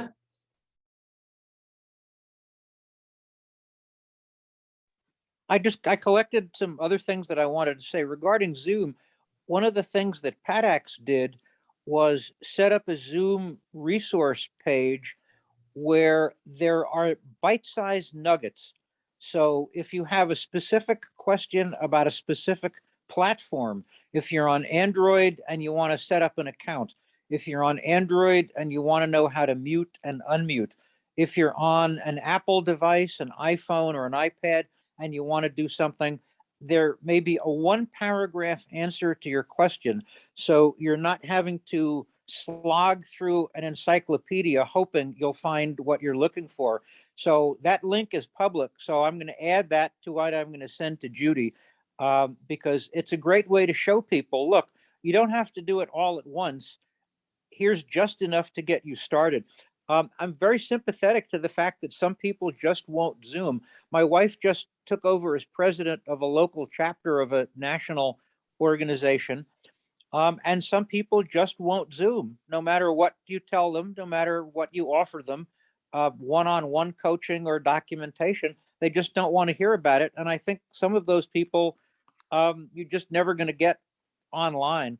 One comment that somebody made me want to mention that groups mustn't neglect their back end, how they do membership, how they do mailing lists, how they do finances, because the 2 groups that I'm most involved with are now working to renovate and understand and upgrade and document the back end. Because if you're not careful, some of these can become a critical single point of failure. If you lose the only person who understands your membership database, you have a real problem. Same thing for finances. And in all of the groups on the scale that we're talking about, you really don't need anything elaborate, but you need something. And if nobody has looked at it in the last 5 or 10 years, it's worth re-examining how you keep your group running, because you may find that the group is actually balanced on a very tiny little fulcrum that could tip over. Let's see, partnering was mentioned, and partnering is great. The 2 groups that I'm in partner with different organizations. Paddax has partnered with the local OLLI, Osher Lifelong Learning Institute at George Mason University. And that was a brilliant move, because OLLI has a building on the George Mason campus. And so we're able to have our main meetings there for free, and there's storage, and they have an enterprise class conferencing room. And so that's how, from that room, Paddax does its hybrid meetings. But there are lots of organizations like OLLI associated with universities or college, local community colleges. And if you can find one of those and partner with it, you may really get access to some great resources. The other group, the Washington Apple Pie, has partnered with a local community group called Carlin Hall that has an old historic building that Paddax is able to meet in. So it doesn't have to be elaborate. It doesn't have to be a university. If you look around in your community, you may find other organizations that would just love to be partners with a technology organization where each one brings something to the partnership. On the issue of email and how much email to send and the burden of email, it's worthwhile distinguishing between official email from a group and what goes out on a discussion list. And one of the nice things that you can do with Groups.io is people can subscribe to a group's mailing list, but then say they only want to get special email. And special email would be official, and that would come from leaders of the group, and they don't have to watch, they don't have to receive the discussion, or people who want to see it all can get it all. Another way to reduce the burden of email is for people to set email to a digest. And so every once in a while, they will get a collection of all of the emails that have been sent. And so that's a way for people who don't want to see their inbox cluttered, but they still want to get everything that goes to a list. They can get, I forget, once a day, once a week. It's probably customizable, so that instead of getting individual items, they'll get a whole collection of everything that's gone out. And the last thing I have is the social settings. And when I became an APCUG advisor and started riding around visiting different groups, what I discovered was the pattern that the more rural a group was, the more social it was. And the more social it was, the more fun I had going to visit it. And so, as we've heard today, there are just infinite ways to be social, whether it's online or in person. One of the groups that I just went to, because they did a hybrid meeting in the last month or two, Fredericksburg PC user group, they have food, they have a meal, they have refreshments before the meeting. And so everybody mills around and chats and reacquaints themselves. The other group that I'm in, Paddax, has what it calls the pizza sig. And after meetings, people go out for pizza and sit around a table and socialize. And whether you do it before or after or both, that kind of socialization and that kind of welcome is the antidote to people just showing up, sitting in their seats, listening to something, and then running away without getting to know people. And I find that sitting around the table or chatting before a meeting adds so much value, adds such a valuable social content to make it be more friendly than just it's all business, it's all technology. And so however you do the socializing, whether it's online, chatting before, after, or in person, getting together for a bite, figure out how maybe you can add that to your group, because it's part of the glue that keeps people coming back. And I find that even if it's a topic that I may be less interested in, I'm just as likely to go just to see my buddies. Over.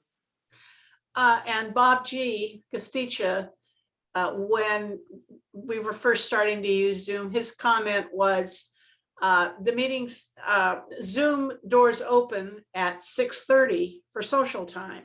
The meeting begins at 7 o'clock. So your choice, whether you want to come in and chat and whatever, and then the meeting. So it's their choice. And that's what the Unhappy Camper user at San Diego, they had theirs after the board meeting, and he thought that was the greatest thing that came down the pike. And like I said, you can't get him to shut up now at their meetings. If you guys don't get anything out of this meeting other than Our president, David Williams, unexpectedly died a couple of years ago. John and I are still trying to pick up the pieces on everything. We have literally almost no institutional knowledge on passwords for accounts, usernames. We still have stuff that we have absolutely no idea where it goes, why it's there. Do we really need it? If we close it, is all hell going to break loose and everything about APCUG online services fall apart? So please use a password program and have everybody that has a username and a password for anything about running the club, get their information in there and have a couple of people that, you know, have the master password. Make sure that you have everything written down. We have, APCUG has job descriptions for everybody. If every single board member and advisor left, my job descriptions would carry the organization on. And I used to do that at work back in the day, and somebody could pick those up and go, we're gonna still keep meeting. We don't care that you guys all left, because we've got this piece of paper that tells us what to do. So this is absolutely critical. He's been gone for what, almost 2 years? We're still fumbling around, and it is so unnecessary. Yeah.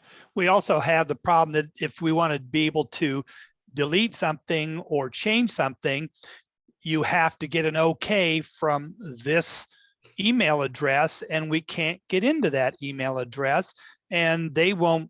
We had a heck of a time with Google and other things because we didn't have some of the stuff we needed. But hey, we're running. We got Zoom going. We've got our Google groups going, and so we're doing good. Just weird things happening once in a while. And bear in mind, there is a nonprofit Google for Gmail and Workspace. That's what that APCUG has. And David set that up, and he's probably looking over my shoulder right now saying, well, Judy, it was understandable to me, as we all think, but it's not understandable to John and me. And, you know, and it's unfortunate because we have spent hours on this and it would have been so much easier. So think about making it so much easier if you get hit by a bus. Okay, over to Dorothy. Yeah, I was going to mention, I understand John's pain. George and I discuss all the time. Even though we have X amount of people in our club, we only get like a standard 6 or 10. And we just don't understand. And, you know, we sometimes think, well, it's maybe time. We've been around for 36 years. It's time to move on. But we still continue to plug along. But as George and I both know, I don't know if he's there, he's our back end. If George, as he always says, gets hit by a car, we're in trouble. Because he does all the technical, the programming, the everything in the back end of our club. But we have a lot of members that I have in my 7 or 8 years never seen. They keep renewing their membership. And I say, well, why? Well, it's the same as in my personal life with all my friends. Tech is in the, they know I'm the president of the computer club in Victoria, and you know, they don't get why I'm so, I love my technology. I like to be involved in everything because tech was my job with the federal government. And they say, why do you worry about it? And of course, you know, they're the first one. I never hear from them for months, and they phone me like it's only important to them when something doesn't work, right? When their computer's broken, they have a virus, they're getting a new phone, they don't know how to transfer. I mean, it's only important to them. And I've got to the point where it's like, no, I'm not doing it for free anymore. You know, I spend, you know, 6 hours setting up a person's new laptop, and off they go. And I'm like, not doing it anymore. You can go pay $80 an hour to the computer store down the way to do that. I'm not doing it anymore. Anyways, it's I understand it's sometimes time to move on if, I mean, John's obviously putting a lot of time into trying to keep it together. And, there are other things to do.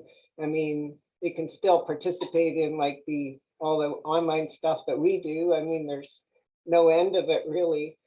And I also wanted to ask Judy, you had mentioned that there were 2 computer clubs that we could join to try out for a year. Do we just contact them? That was the Westchester Group's idea. And when I mentioned it to Bill, he said, count us in, please. And I did. And it's the Westchester Group, it came about from my group sharing meetings list that I put out in July of 2020. And so give people the opportunity to attend other group meetings because we were just sitting home twiddling our thumbs. We were sheltering in place. So why not spend some time going to the Columbus Computer Society meeting? And I went to their meeting one night and there were people from 8 different states there. I gave a presentation to Prescott in Arizona on the Saturday, and there were 3 or 4 of those same people there. Donna Armitage is here, and she loves to learn about technology, she and her husband, and every once in a while, you're going to see Donna at your meeting, so to speak. And the computer booters joined that list late. And Patricia, I've known Patricia for almost 30 years, and she said, come to the board meeting and talk about why you put this list together. And I did, and her comment was, hey, if we visit other meetings, we're going to see how they do things. Maybe we can, oh my gosh, what a good idea that is. We're going to start doing that for our meeting too. And if you want to, the Westchester Group has a ton and a half of benefits, and for $10, you're a Zoom person, you can go to every single one of their, what we call SIGs, and get their newsletter, all that good kind of stuff. And they're not trying to poach on anybody. It's just another way to invite people in. And I know several people who have actually joined other groups because they enjoy going to their Zoom meetings in addition to their club Zoom meetings, and they felt they needed to just pay the full membership fee for whatever amount it was. So it's that kind of, it's just there's no ulterior motive with it. It's just, hey, you're going to come in, how about $10? This is like back in the day when you come to 3 meetings at $5 a meeting. By golly, it will be less expensive if you just join instead of paying $5 at every meeting. Is it via PayPal? However you handle it. Oh, okay. We have one person from the North Texas group who has immediately took advantage of the Westchester Group. The guy got in touch with me and said, are they a North Texas in good standing? And I said yes, and boom, that guy was a member. For all I know, he could have used to live in Westchester. And here's an opportunity. Oh, I didn't even know they met. What fun to maybe see people that I know. Over to Gabe. I just wanted to chime in. The point that Dorothy made resonated. Different benefits. If you look at the APCUG website, there's a link to see all of the reasons to belong to APCUG. Some groups highlight, here's what you get, here's the basket of benefits. Too many groups don't. And so it's a mystery, and you have to join and then listen and watch and explore. And coming back to the question of why people belong to groups, every once in a while at Paddax, somebody says, why are we still doing a newsletter? Especially, why are we mailing out a hard copy newsletter? Because we could all do it online. And the answer is because we have a number of members, certainly in the dozens, who do nothing but read the newsletter. And if we retain them as members by sending them a hard copy newsletter every month, I'm all for it. And so don't neglect telling people why they should join, why they should stay.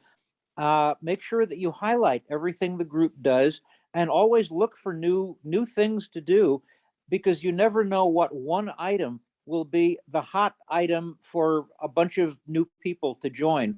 And so just, keep innovating, keep exploring, do what has been described of go to other meetings and see how other groups do things, and figure out what else you can do to lure members. Mhm. And several groups, if you want the paper newsletter, your membership is X number of dollars more to pay for postage, because when postage got more expensive and it was difficult to get the nonprofit, or they didn't have enough members to send newsletters to get the nonprofit rate, they went to, if you want it, we will send it to you, but it's going to cost you a little bit more. Yeah, Paddax didn't do that just because that would have made things more complicated, figuring out who's doing what and how much to charge. And I think out of 100 members or so, we probably send 70 hard copy. And I certainly read a lot online, but there are things that I like getting the hard copy, and one of them is the Paddax Newsletter. Now, we print the newsletter black and white. Online, it's done in full glorious color. And so people who read it online see it more attractively. People who want it printed still get most of the benefit from it. But we don't bother charging more for the postage. We just figure it averages out. Mhm. And what the pizza thing is, many groups had what they called pig sigs. The Idaho group had food before the meeting. They had a pig sig after the general meeting. After every sig, they had a pig sig. At their board meeting, they had food. And I thought, and they just talked about technology in between eating. Any other discussion points? That's why all of our members are overweight now, is because we pig sig too much. Very good, very good. Bill, you had your hand raised for a while and then you put it down. Well, because some of the things I wanted to say, someone else covered, and I really learned a lot. The thing that still bothers me, and I think that's what John expressed and what Dorothy has expressed, is I don't understand the Zoom issue either. Either people don't understand how it works, or they just, it's baffling, because it's the easiest thing in the world to use. But I don't know if we need to have another workshop on using Zoom, if that would help. In the Speakers Bureau, John is there for it. If you want to have me give a presentation on Zoom. Or give a presentation on it. Yeah, okay. One thing on Zoom, one thing that's probably worth mentioning is that you can do it on pretty nearly any platform except an Etch-a-Sketch. I do Zoom. I'm looking at my iPad now, and compared to some of the questions and problems and issues that people have on a PC or Mac, on the iPad and presumably on the iPhone, it just works. I get the link, I click it, Zoom opens, and hello, there I am. I like doing it on the iPad because it's portable. I'm sitting in the family room now, but I can do it in the basement. I can do it in my office. I can walk around. I can take it in the kitchen and make a meal. And so it might be more appealing if people understand that they can do it on their favorite platform for mobility. And it does not have, they don't have to be tethered. They don't have to be anchored and sitting down to their PC where that may not be convenient.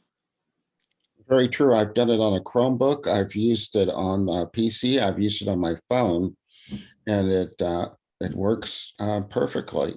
It's just the idea of just learning how to do things. And I think that's maybe a problem for a lot of people. They just don't want to experiment thinking they're going to break something. And well, I agree with that. And the point that I make to people who express that resistance is, I say, look, you've been learning all your life. You weren't born knowing how to drive, how to dance, how to sew, how to play bridge, whatever. You learned how to learn. And this is just one more thing to learn. And you never learned anything all at once.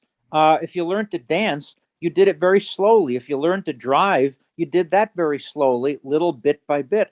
And learning Zoom or learning anything technology is exactly the same way. Don't think you have to swallow it all at once. Take it slow, the way you've learned everything else through your entire life. Sometimes that works, sometimes it doesn't. Well, and then you should say that's why you belong to a computer club. I do. Yep. I mean, yep. There's people to help you. You have all kinds of resources to rely on. Just if you have problems, just call someone. John Kennedy is thinking and has said, oh, Judy's got another idea, Wednesday workshop going to be going here in just a little short time. We'll do this and we'll put it all together. But there's also the point of, like I say at many meetings, when we open it up for questions and everybody has picked the lock and thrown the key away. And I mentioned my computer students and, they wouldn't ask a question for fear of somebody thinking they're the head dummy. That's one of the problems with Zoom. They'll make a mistake. Everybody else knows how to do it on the meeting except for me. And I would be embarrassed if I made a mistake. Therefore, I am just not going to do it. Or my hair isn't done, whatever. And you have to say, well, hey, I don't see Dave Melton or Clark or, John or Stu or Donna. That's fine. Some of these people that attend every single meeting, I've never seen because they don't share their video. And, that could be a point there too. Over to Tim. Yeah, this issue of Zoom attendance by members, we're lucky if we get 1 in 3 really participate. It is a combination of everything everybody has said here. I like Gabriel's statement about learning. From birth to death, every day is a learning experience for everybody. I remember lots of people through my life so far that said that as soon as they got out of school, there's absolutely no more learning. Yeah. Well, the only way that's true is if they died. If they are alive, they are learning whether they comprehend the fact or not. Because if you go to a new job, you got to learn how to do the job right that you're expected to do. Otherwise, they ain't going to pay you, etc. So there's that. The idea of a lot of people not turning on their camera. That's a variety of reasons, from not having a camera that works well on the system to the way they look. Maybe they think there's something embarrassing. I don't know. The participation of the possibility I'm going to say something that makes me look and feel foolish to the rest of the attendees. That's part of the problem with not only Q&A, but also in volunteering to do, say, a 5-minute presentation, 10-minute, 15, 50-minute, whatever kind of presentation. And the topic can be short and simple. I like the following application. This is the reason why, and this is how I use it. And other people may pick up on that and try it out and like it themselves. But until they know about it and others are using it, they may not do a thing in that area of whatever that program happens to do. I have given a presentation via free conference call, like 3, and 1 via Jitsi. And I've attended meetings on every Zoom popular platform like Zoom, except for Google. And Zoom is by far the easiest to use, has the most easy to select things, and it's just super simple. I think it was John that said You just click on the link and here you are. Somebody said that and it was good to go. Over to Lloyd, and Lloyd is with the Personal Computer Group in Toronto. Okay, I'll try and make this as short as possible. Our club is down to a few handfuls of people, but we have people that are spread out from different parts of the world and local as well. We started with Zoom because of the business about trying to find a meeting place. We ran into all kinds of problems over the years. We started Zoom well before COVID, and Judy has met this fellow online.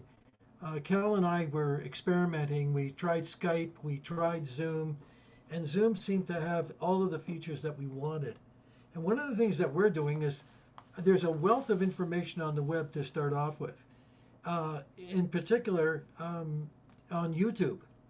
And this to me is fantastic because we can let the videos work for us. Now, in the old days, people used to have MP4 files and stuff like that, and they'd show it on a projector, and we would watch videos that way.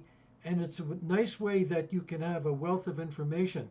But one of the things, and Judy, I'm not criticizing you, that you've missed, and one of the most important things, recently I picked up a new member for our club because he was so impressed with the virtual technology conferences that you have. He said, "Oh, I have to be a member of a club. So Lloyd, I want to join your club. I want to just for even for that alone."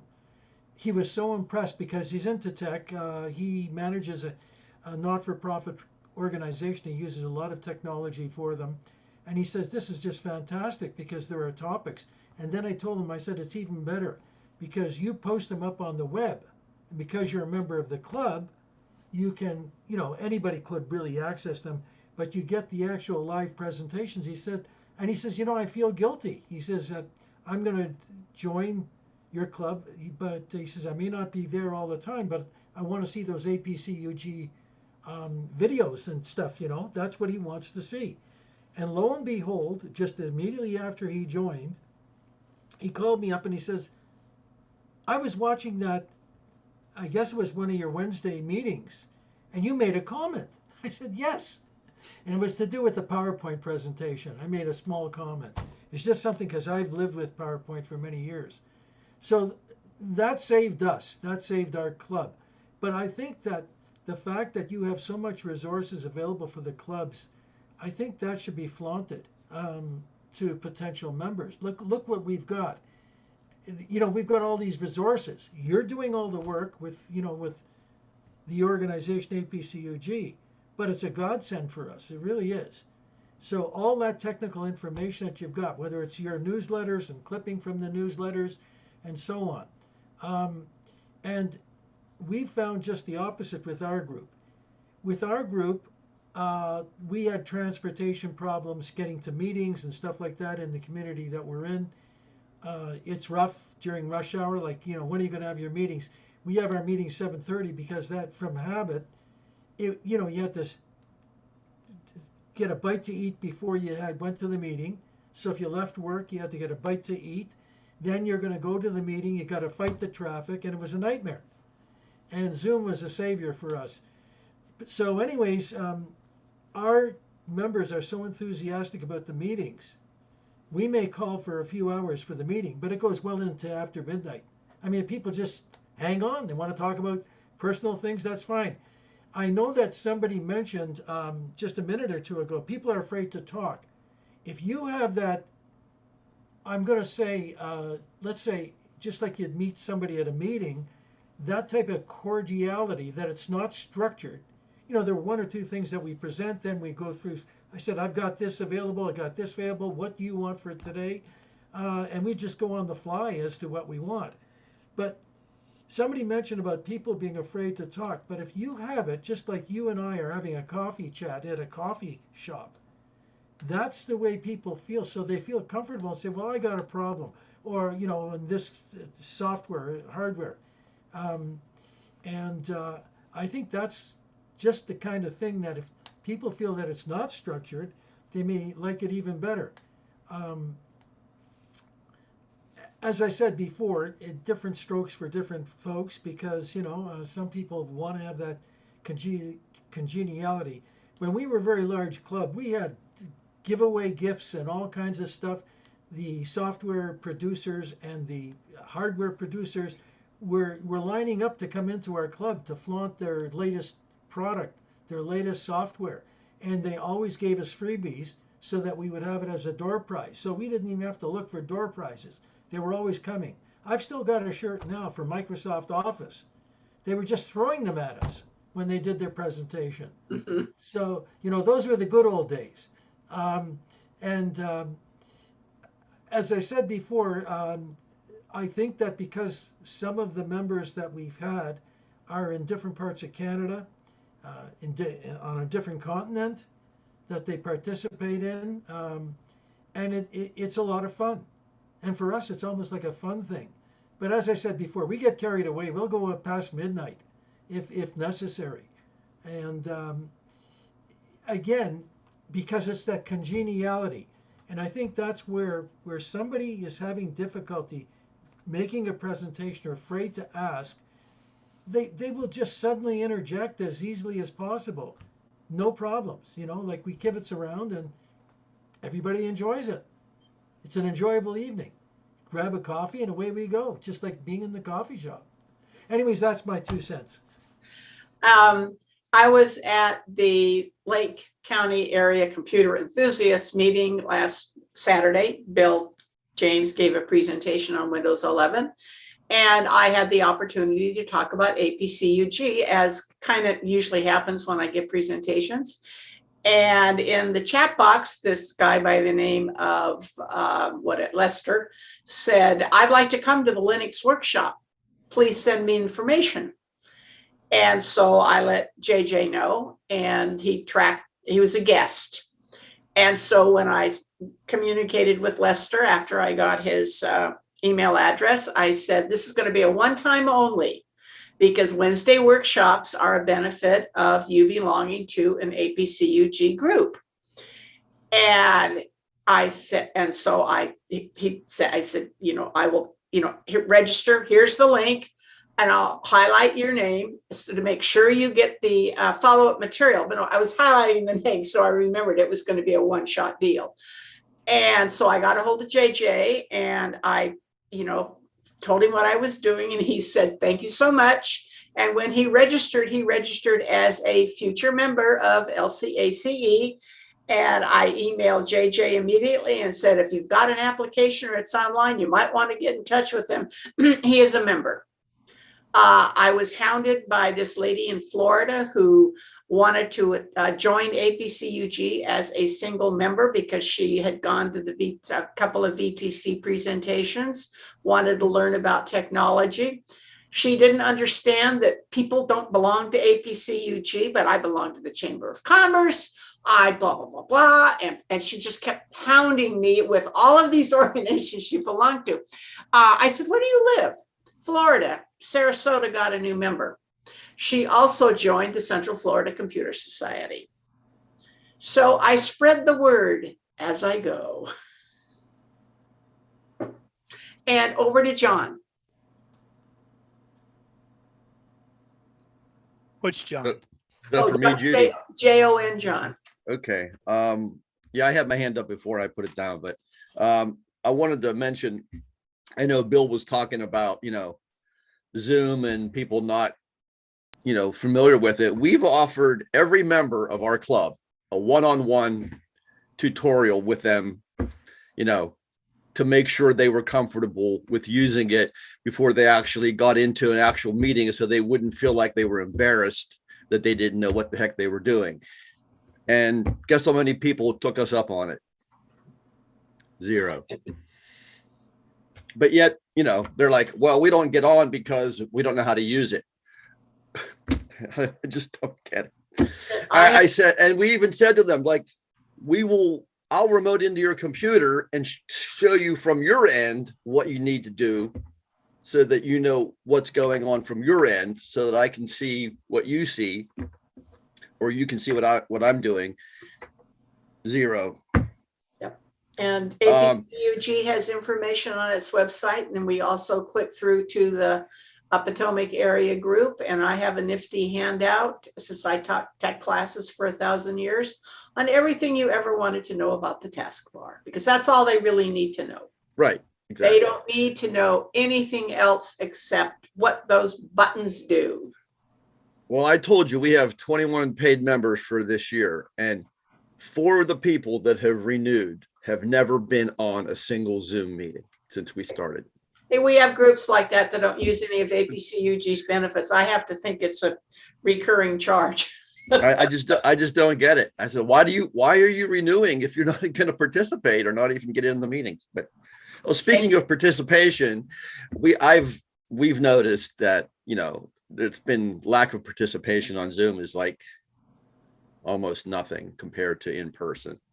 So not sure why, but yeah, well, anyway, some people don't like to talk. But yet those same people will talk during a in-person meeting. Like, you know, you can't get them to shut up, but on Zoom, they won't say a word. So I know. Tim apparently agrees with you. Yes. And it's like I say, these meetings are warts and all. We have our presentations, they're all live. There's nothing, no videos, no canned presentations. And we all make mistakes at our meetings. And I'll get a message in chat that will, and somebody has goofed up with the presentation and they said, oh, that is so good to see. We do the same thing on our meeting.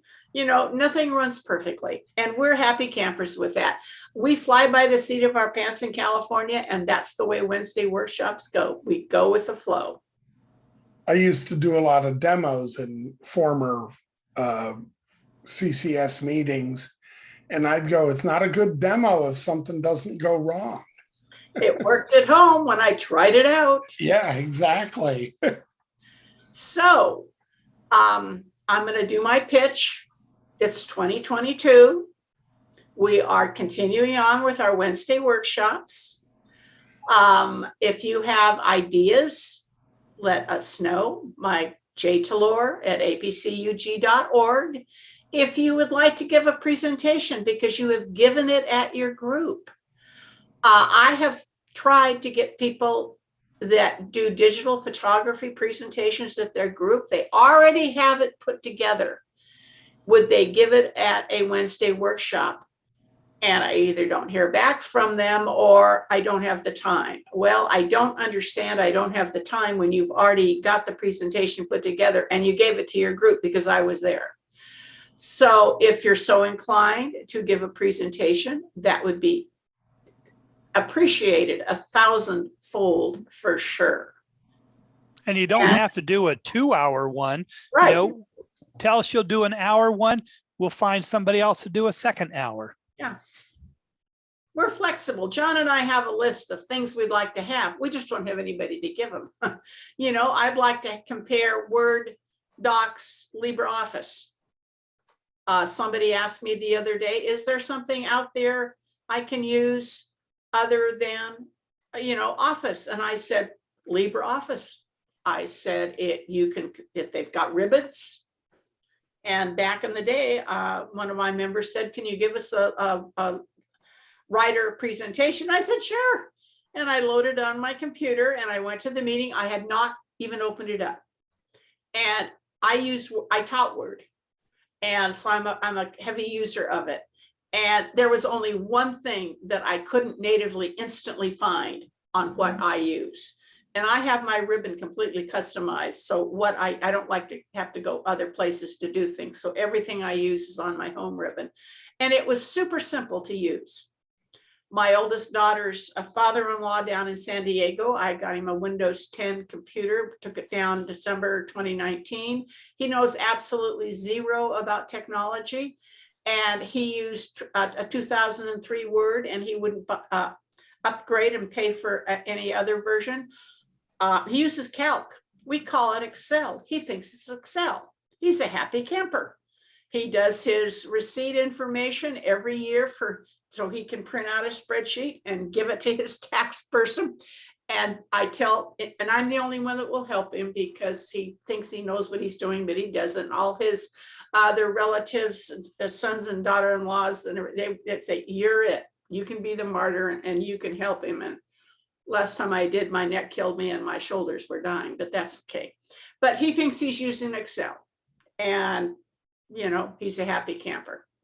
So I would like to compare those. I have other things. I would like us to do one on what somebody just said about, this is my favorite app, your favorite utility. I would love to have all of you guys give us 5 or 10 minutes on what you think is the cat's meow.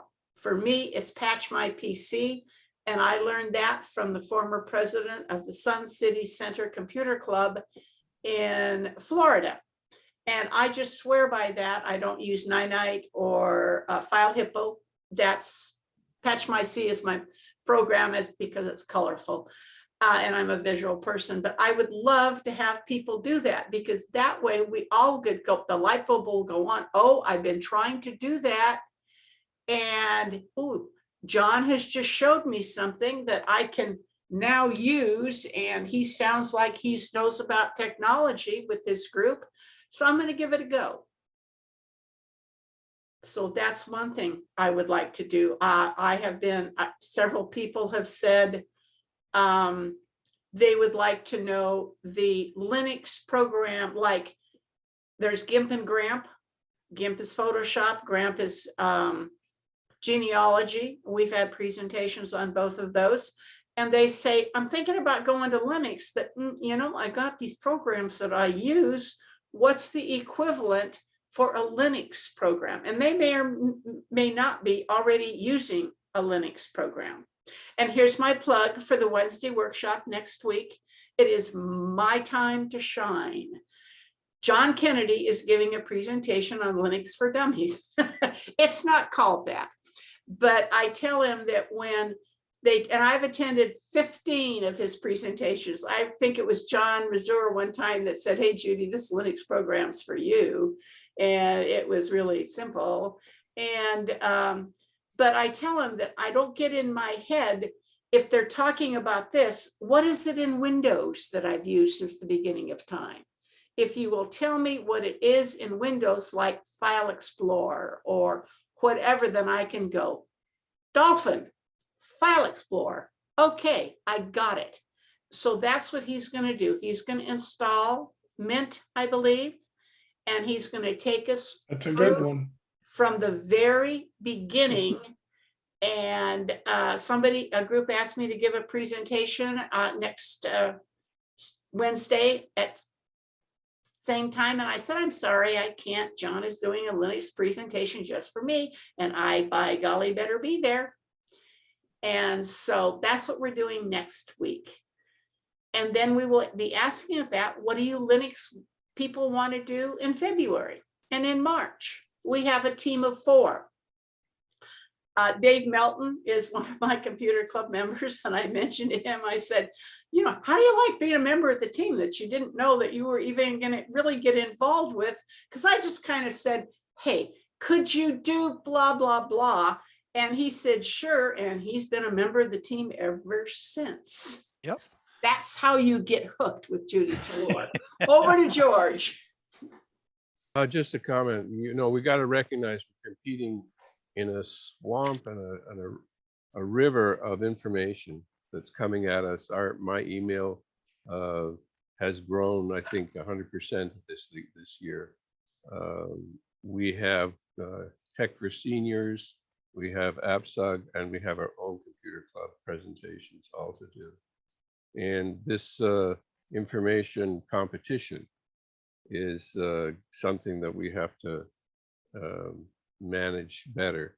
I would lastly say, concentrate on your emails, on your newsletters, and not so much on your website. The website is a good reference point, but people will never go to the website to find you. That's all I got to say. How long is this going? Till we're finished.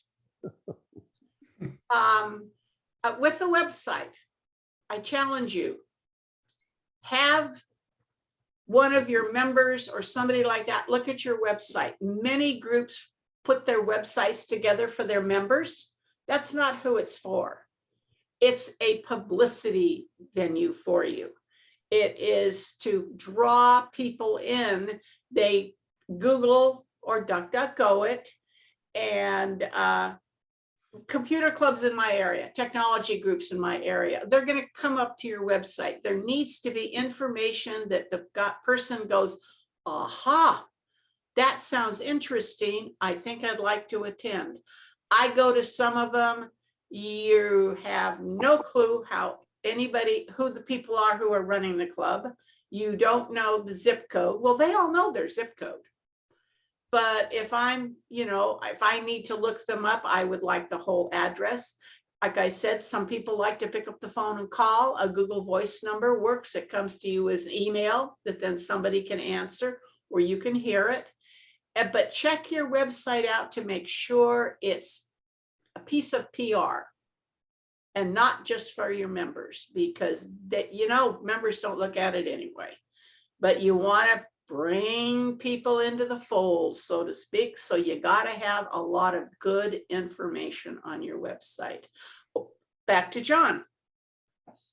Yeah, I just wanted to mention about, you were talking about presentations before, and when we had a lot more members, which was only a few years ago, we would keep getting comments from them saying, well, why don't you do any kind of presentations on Android devices? And I'm like, well, I don't use an Android device, so I have no clue as to, what to do a presentation on. And the people that are asking are the ones that obviously have Android devices. And I said, well, why don't you do something on an Android device? Because you have it, you know how it operates and how it works. Oh no, we can't. I wouldn't know what to do it on. I'm like, well, and then you throw it out to the club, and they're like, everybody that has an Android device, no one will do it. Even the people that are, pretty savvy with those devices, they wouldn't even do it. So, it's just like pulling teeth when it comes to getting members to do presentations and whatnot. So just I had the same problem in a teaching program. I would either have people who said, I'd like to help teach, but I don't know anything about the topic. And then I'd have people who knew the topic. Oh, I don't want to teach people. But in answer to John is enter at the Speakers Bureau. This is what it is for. If you want an Android presentation, you get Bill James to give his all about that. It's an excellent presentation. We gave over 200 presentations last year. We do not require a cast of thousands. I have given presentations to 3 or 4 people. And I've got it already prepared. I personally update every presentation I give, even if I give it 1 week. I'm giving my cloud presentation to Prescott next Saturday, and the second week in February, I'm giving it again to the Sun City Center Computer Club in Florida. I will update that presentation. So take advantage of it. It's there. If you don't know the topic, get in touch and I'll send you my updated list that's 16,000 pages long. It's by speaker, but send it out to your members and say, hey, does anything catch your fancy? Because all of the presentations are unique, and that's what we're here for. That's one of our most used benefits. And the second is Wednesday workshops. Gabe.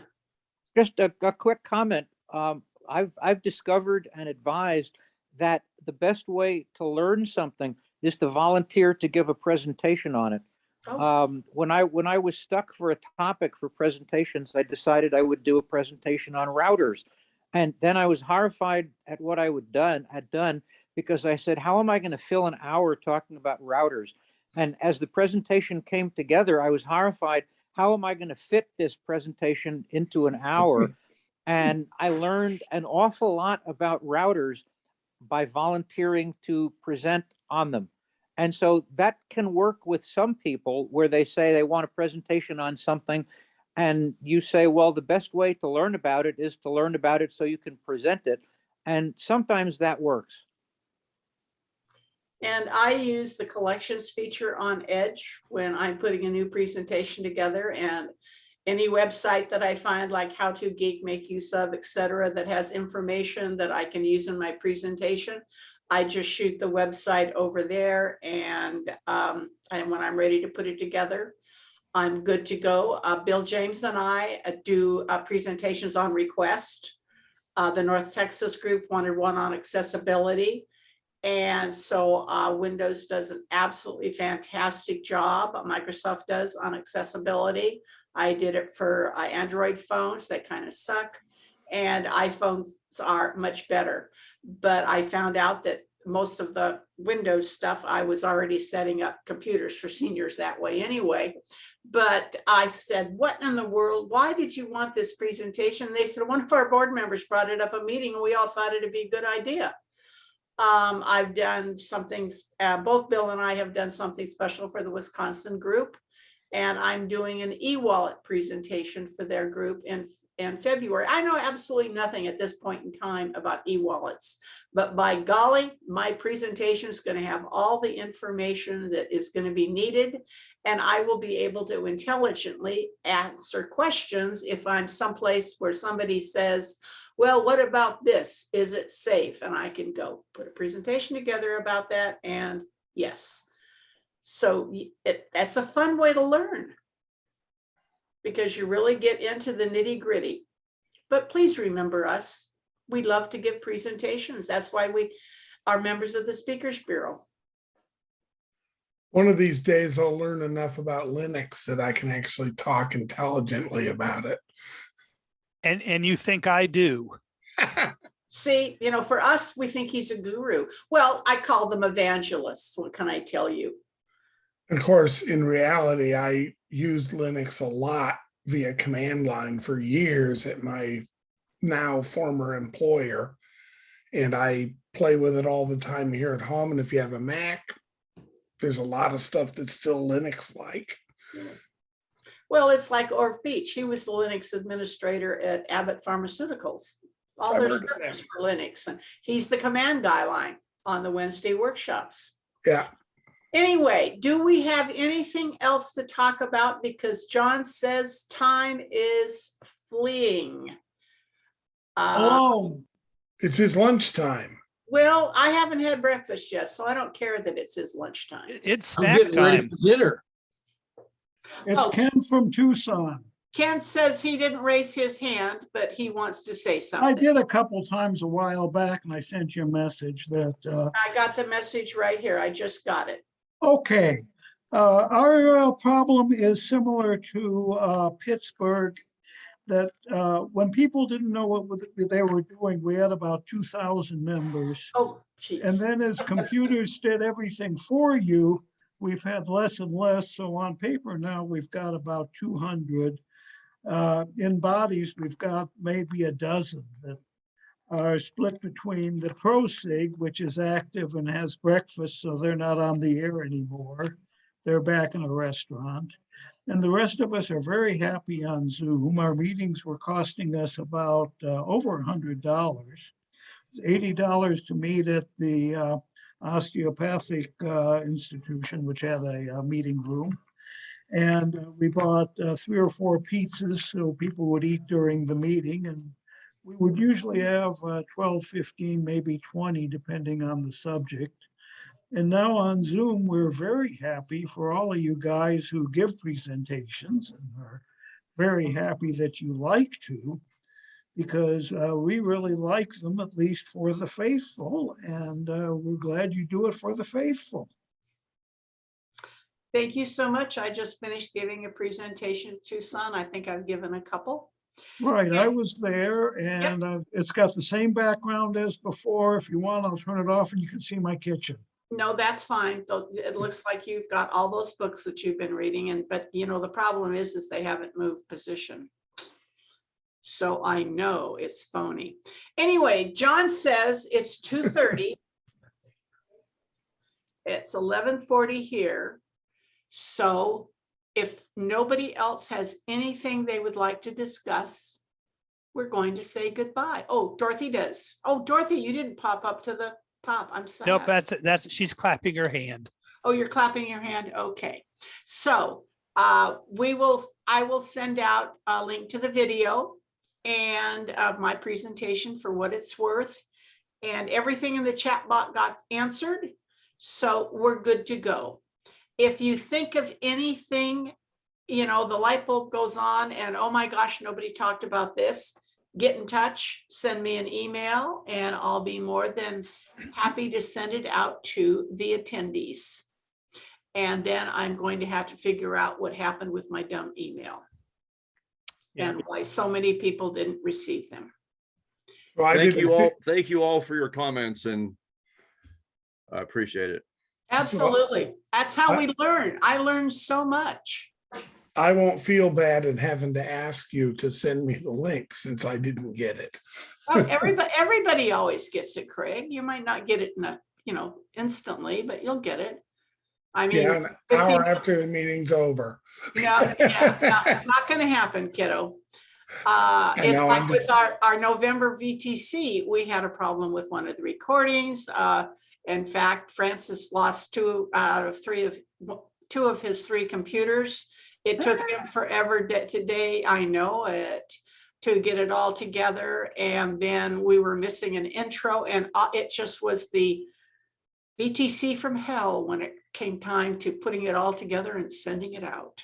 Not a good demo if something doesn't go wrong. I know it. So thank you very much for attending. I appreciate everybody who was here, whether you said anything or not, but I really like it when people chat with us and share their ideas.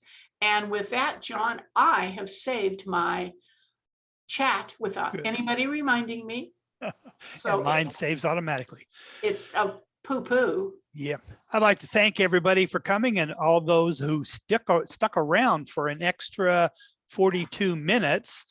But we hate to cut it off at the hour. I know that some people had to leave. That's fine. But all of our workshops tend to go over if there's good questions. On behalf of Bill James, I thank him and Judy for taking part in our Zoom team. We're the three guys and gals that take care of it.